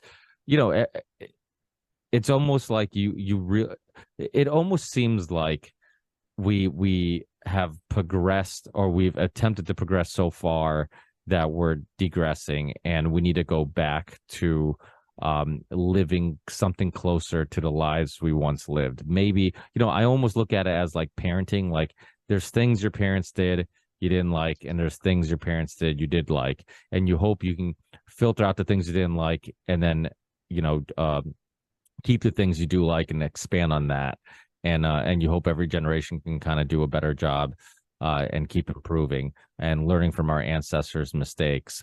But we live in a world where like that's not what happens, because we don't celebrate wisdom, we don't celebrate open-mindedness, we don't celebrate learning from others. We celebrate being young and reckless. We celebrate, doing what we're told, and being a good citizen who doesn't ask questions, and just you never go against the grain. You don't want to cause any issues. You don't want to cause friction. You don't want to talk about politics, right? That's the other thing I would constantly say on the show. Was that we're told we could talk sports, and as we know, we talked about it. But there's a lot of people get in heated arguments over sports, and that's okay. But you never talk about religion or politics at the dinner table. The topics are actually important. That the things that are deeper conversations about our personal philosophies on the world and our communities and our cultures and all that stuff. Because God forbid, we get in a little debate or there's some friction. The way I look at it is that then we should learn how to have these discussions, not avoid them. And people need to have these deeper discussions. That's why, like, I feel like there's it almost seems like spirituality and and I kind of hesitate to use the word religion, but because there's obviously a lot of bad things that also you can use religion to describe. But I think a lot of people are asking these bigger questions. I think a lot of people were a hamster on a wheel running in place, and once COVID happened, it kind of knocked everybody off that hamster wheel, and I think a lot of people started rethinking things and Yeah, uh, yeah, maybe asking those larger questions, which is why I think I can understand why I have my Polish friends that are go to church all the time. I have my Lebanese friends who do Ramadans, and it's very much still continue their traditions and all that stuff. And I can understand the need for all that. And because if you don't have that, then I guess what's going to stop you from asking these bigger questions? What's going to stop you from looking at life more than just the material, perspective of things? And maybe I'll use this to, because I don't want to take up too much of your time, because I should ask you how much time you had, and I'm sure you're busy and tons of things to do. But I don't want to leave this conversation without at least scratching the surface on Russia, Ukraine, because I am a fan of Michael Millerman, who I've had on the show, who translated Alexander Dugin's books. And I got really intrigued with Alexander Dugin, and I find it, one part of what he says that I find very fascinating, and kind of people like you and I who believe in this whole transhumanism agenda, just kind of fits to that puzzle. This idea that maybe one of the reasons why Russia is such a threat isn't just geopolitical, isn't just resources, but maybe it's cultural. Maybe it's um, they seem to resist some of this transhumanism agenda by trying to hold on to some traditions and some culture, and not do you think there's anything to that? Do you think that's one of the reasons why they're disliked from the West? Or do you think it's just maybe that doesn't really it's not really a piece of the puzzle? no, I definitely think there's a lot to that. There's definitely Russia is a different civilization. Russia tried for the last 200 years to be part of the West, and the West finally spat in its face and rejected her. But Russia does have its own genuine civilization, and it's different from ours. Not, like not staggeringly different. Like Japan is different. Russia is different a little bit less, but it's definitely authentic, and it is its own civilization with its own approach to life, faith, family, economic organization, political organization, and so forth. Um, I, I, I don't know where the Russian leadership is taking Russia at this moment, because they have the one aspect in the West that has turned our societies pathogenic, which is the monetary system. The Russians have adopted essentially the same monetary system, and it is to be expected, because the monetary system that we have is extremely effective um, in mobilizing the creative energies of societies, and then you can manipulate it in this or that direction, right? It's not like if we were all just living complacently in the Garden of Eden, a lot of the things that we have accomplished over the past 2 centuries would not have happened. For one thing, we wouldn't have the internet. We probably wouldn't have aircraft, cars, things like that. Now, there comes a time when, and so obviously, the Russians had to adopt the same ones, because if Russians were just, families and tribes and clans living complacently in the Garden of Eden, they would be easy to conquer. They would be easy to crush and enslave. And so they had to kind of resort to the same system to mobilize their own economic power, their own military industry, their own army, and its own ability to defend itself. But I think that once it's been successful in having defended itself and it defeats this Western system, which I think it is going to, I think is going to happen, then I think that there are going to be changes. I don't know what they're going to be. You know, it's kind of like the ring of power, and I don't know if I don't know if the Russians are going to give up the ring of power once they no longer need it. But I read two thing when a few years ago I published a book called The Grand Deception, which was kind of like a treatise on the relationship between Russia and the West, all put in the context of what was happening over the past 200 years.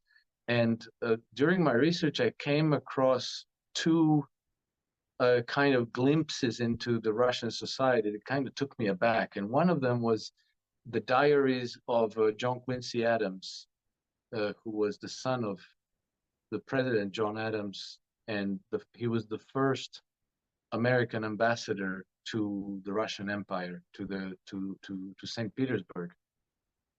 And so in his diaries, he records about 30 encounters with the Russian Tsar. Okay? But these were not official encounters. He would just bump into the Tsar walking along the river Neva in St. Petersburg, where the Tsar would just simply be walking by himself. And he said that he would stop and chit-chat with the people he encountered there. And on 30 different occasions, while John Quincy Adams was the ambassador in St. Petersburg, he himself bumped into the emperor and stopped to have a chit-chat, which seems almost unimaginable to us today, that the very top of the political class in an empire would be free to walk around town without, the troops and the bodyguards and so forth. He would just go around by himself. And if he wanted to stop and chit chat with the people, he would do so without being afraid that they were going to kidnap him or kill him or whatever, So he was in this big city and he felt safe to walk by himself. And then the other similar testimony was by an American banker who also in the 1800s, in the mid 1800s, made his way to visit with the Russian Tsar, and he was going to talk to him about the advantages of the American system of banking.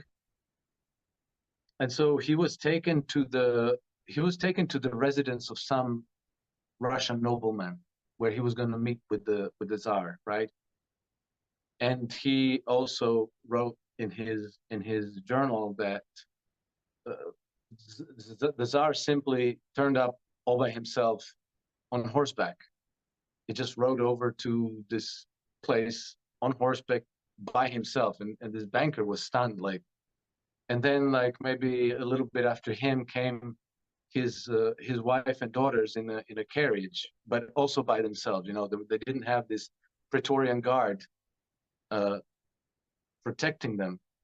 Anyway, the reason why I'm telling you this is because I was astounded, because this is very different to what we're used to, where heads of state are always they always have this very elaborate protection. The security detail around themselves is extremely elaborate, and there's no chance that Joe Biden or Justin Trudeau could just take a stroll around Washington D.C. or Toronto and be left unmolested, and that they could just chit chat with the passersby. And so obviously there was a different order there, and a different civilization, and a different society. We can't exactly appreciate what it is, but let me just put it this way. I definitely give the Russians the benefit of the doubt, because so far, some people like to talk about all these things as though everybody was equally bad. Like, so whether the Russians prevail or the West prevail, it doesn't really matter, because if the Russians prevail, they're going to prove to be exactly the same bastards as we are. And if we prevail, well, like this is the bastards that we're already familiar with. So everything's, like everything's gloom and doom. And then some people also say like, oh yeah, Putin just pretends to be independent, but he's actually loyal to Klaus Schwab and the World Economic Forum, and he's just like carrying water for them, and like this is all staged and choreographed, and there's no real opposition between these two sides. I think that's actually lazy thinking. I think that people who think this are just kind of disillusioned, and they can't even fathom that there's actually a good side to this conflict. I have researched very extensively about Russia, about Russian political leadership, about Vladimir Putin both as a president and formerly prime minister of Russia, and as a private person. And I have to say that I have not found a lot of very convincing evidence that he's a bad person, that he's a KGB thug and a murderer, and all this stuff, that all this mud that's being slung his way daily in the West. I actually think that there's a chance, there's a considerable possibility that he actually is a good guy. And if that's so, then we have to give him the benefit of the doubt. I'm not saying leave your teenage daughter with him over the weekend alone. I'm not saying we don't have to be stupid about it. But to cultivate contempt against somebody just because we refuse to even contemplate the possibility that he's a good guy would be a mistake, and we shouldn't make that mistake, because then you end up killing the bad guys too. The good guys too, and you end up risking to carry water for the bad guys just because you never wanted to believe that there's actually difference between the two sides. Yeah, that's interesting. There was the guy who played Punisher on the TV show. I'll show you just in case. But this guy, he was on the Rogan podcast. Actually, his Punisher show was actually really good too. But it's a shame they didn't continue it. But he's a very fascinating guy, and he ended up going to Russia to learn theater. And he, on the Rogan podcast, he went in this huge, a huge conversation about his experience there, their love for theater, some of the origins of theater there, and their influence in theater and movies and storytelling and all this stuff. And he just shined a light on Russian culture that I have never heard somebody shine light on. It's like in the West, you always hear about, either they're vodka drinking alcoholics, or they're anti-gay, or they're, it's like they take something bad that they can find, and then they make it way worse, and then they use it to describe the whole culture and the whole country and everything. And this was a part of the culture and the country that I've never really heard anybody really in depth talk about. And he had such a love for the people, the culture, and everything he learned, his love for theater, everything came from this experience at this university in Russia, which I forget what the name of I wish I remember the name of the university, but I guess it's like one of the most respected universities for theater and acting and all this stuff. And he just talked about all these beautiful things about the culture, all these beautiful things about the people, and their love for arts and all that type of stuff.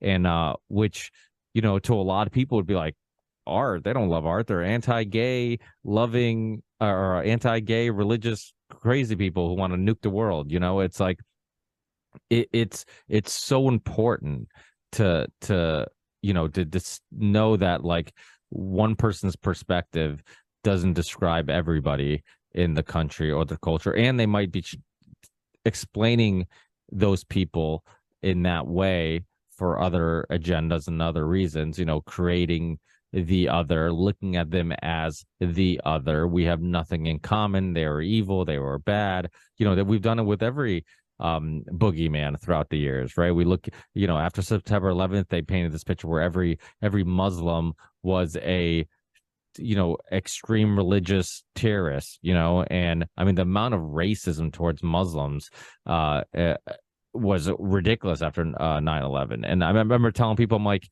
you know that the convenience store you go to, I'm like, owner's really nice, right? He's a Muslim. I'm like, that gas station you go to, the owner, I'm like, he's a Muslim. I'm like, there's Muslim people around you all the time. Like they're nice people you talk to. I'm like, don't believe the TV. There's a reason why they're trying to paint this picture that they hate you and that you have nothing in common.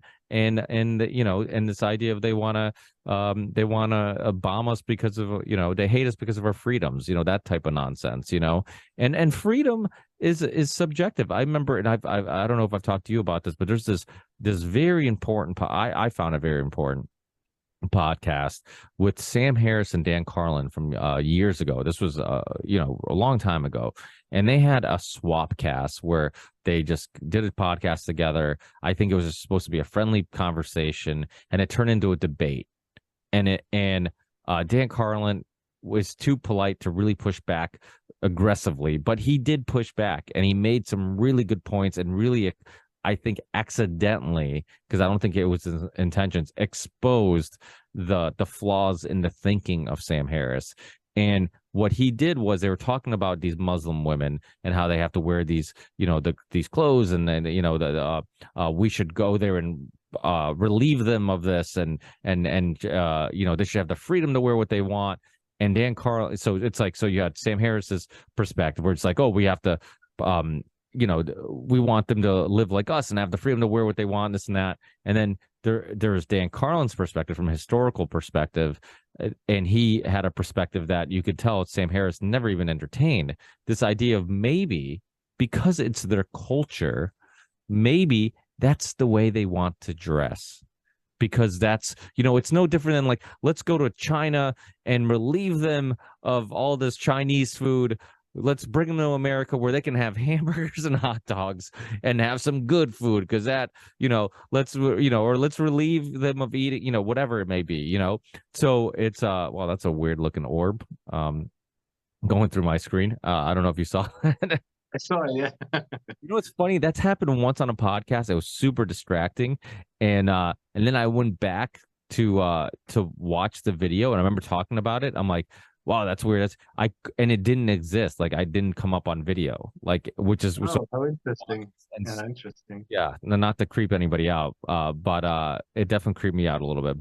But yeah, so this perspective of like our way of life is the right way of life, and anybody who isn't living the way we live, it's because they've been tricked, or they've been or they're being forced to live that way.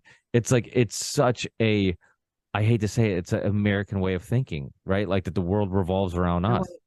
Yeah, but that's exactly this matrix that we've been conditioned to and crammed into. And like the people who control this matrix have done a tremendous number of on Russia, because most Americans today don't really understand that Russia and the United States used to be a very close friends and allies through I would say maybe not most of the history, but all of the 19th century and good chunk of the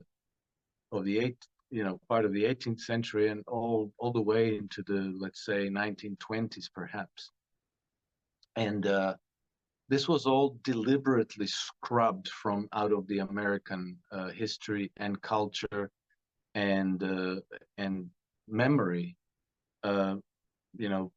Russia as an ally has helped Abraham Lincoln preserve the Union, which was being the Civil War, which most people think that it was about the freeing of the slaves, emancipation of the slaves, it was actually a massive geopolitical event where the United States became one of the leading powers in the world, and the British Empire, couldn't tolerate a rival across the Atlantic who might be able to, say no to the empire, who might be able to gain control of the trade routes that they controlled and so forth.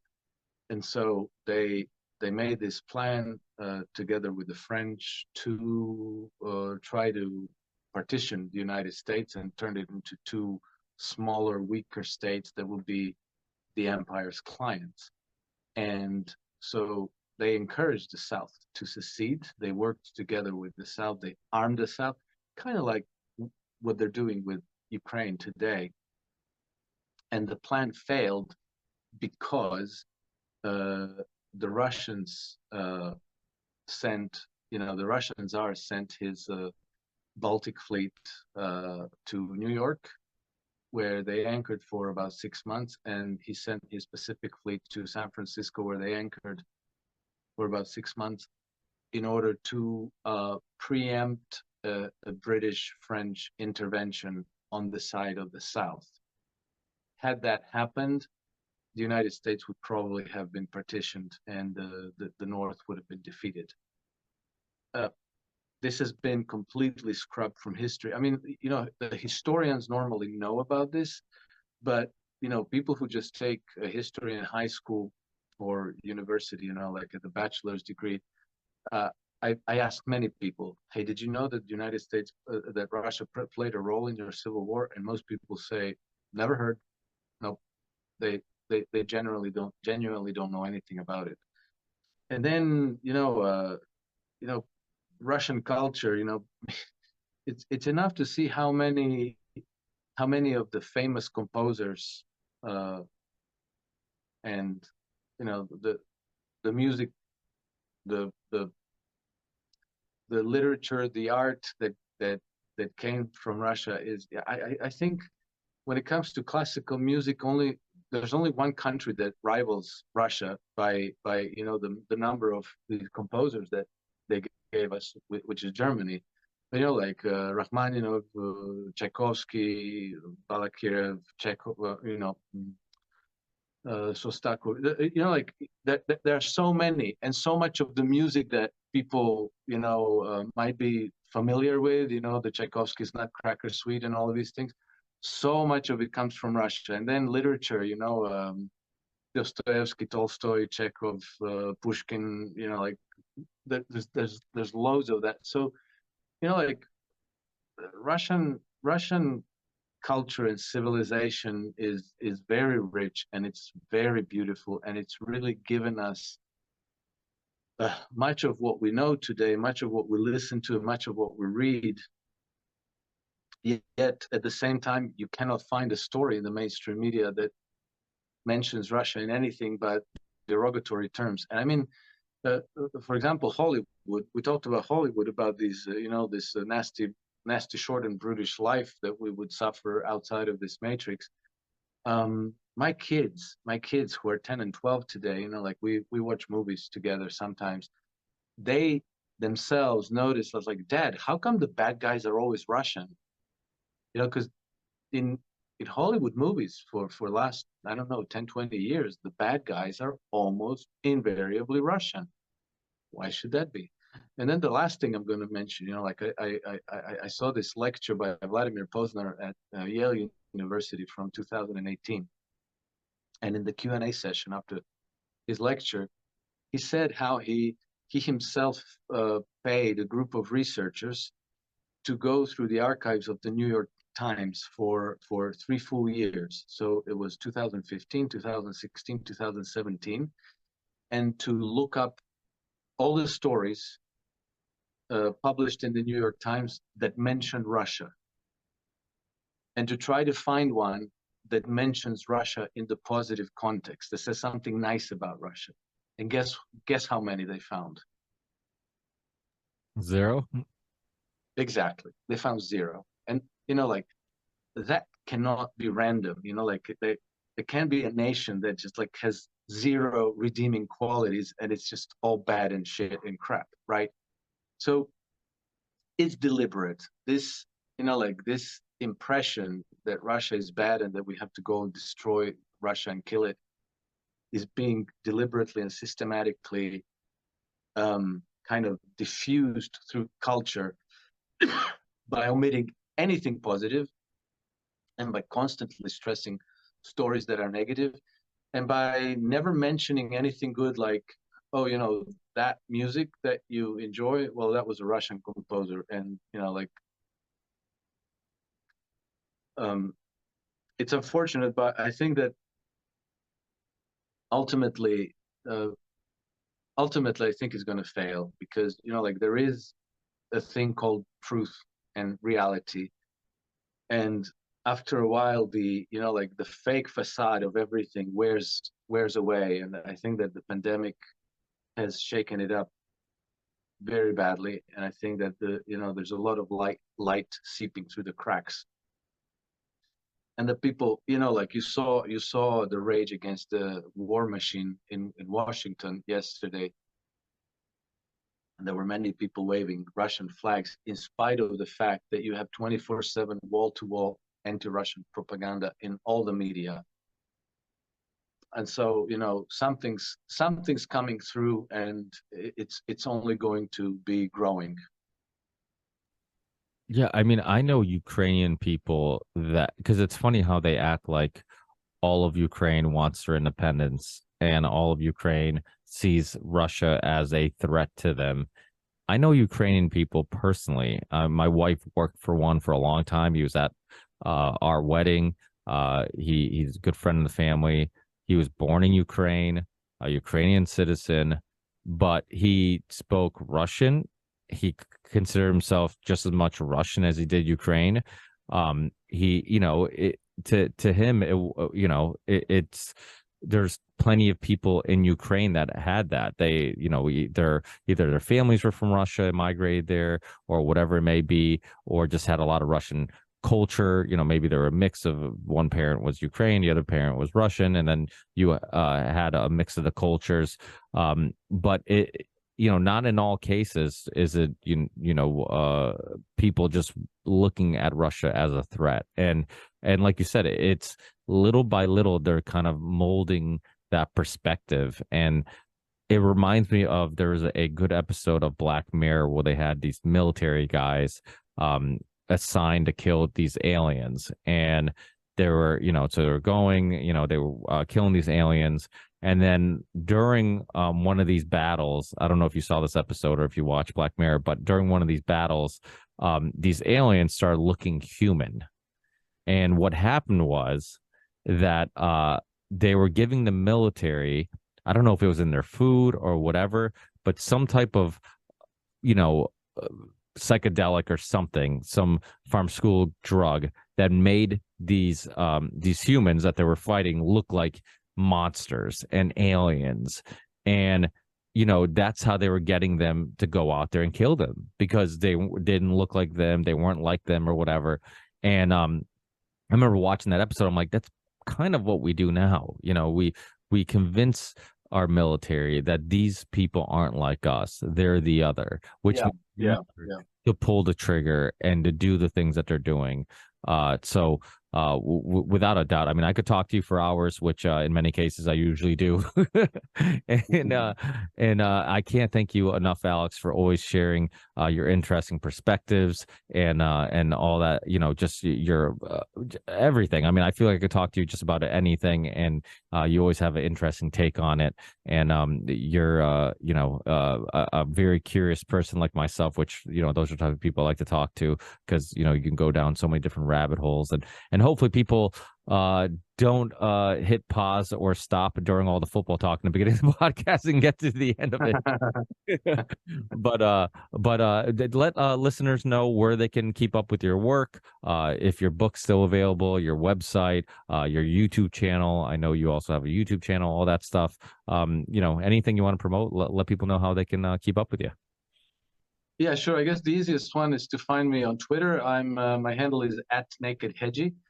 I also publish a Substack since September, not so long ago. It's called Alex Krainer's Trend Compass. and yeah, my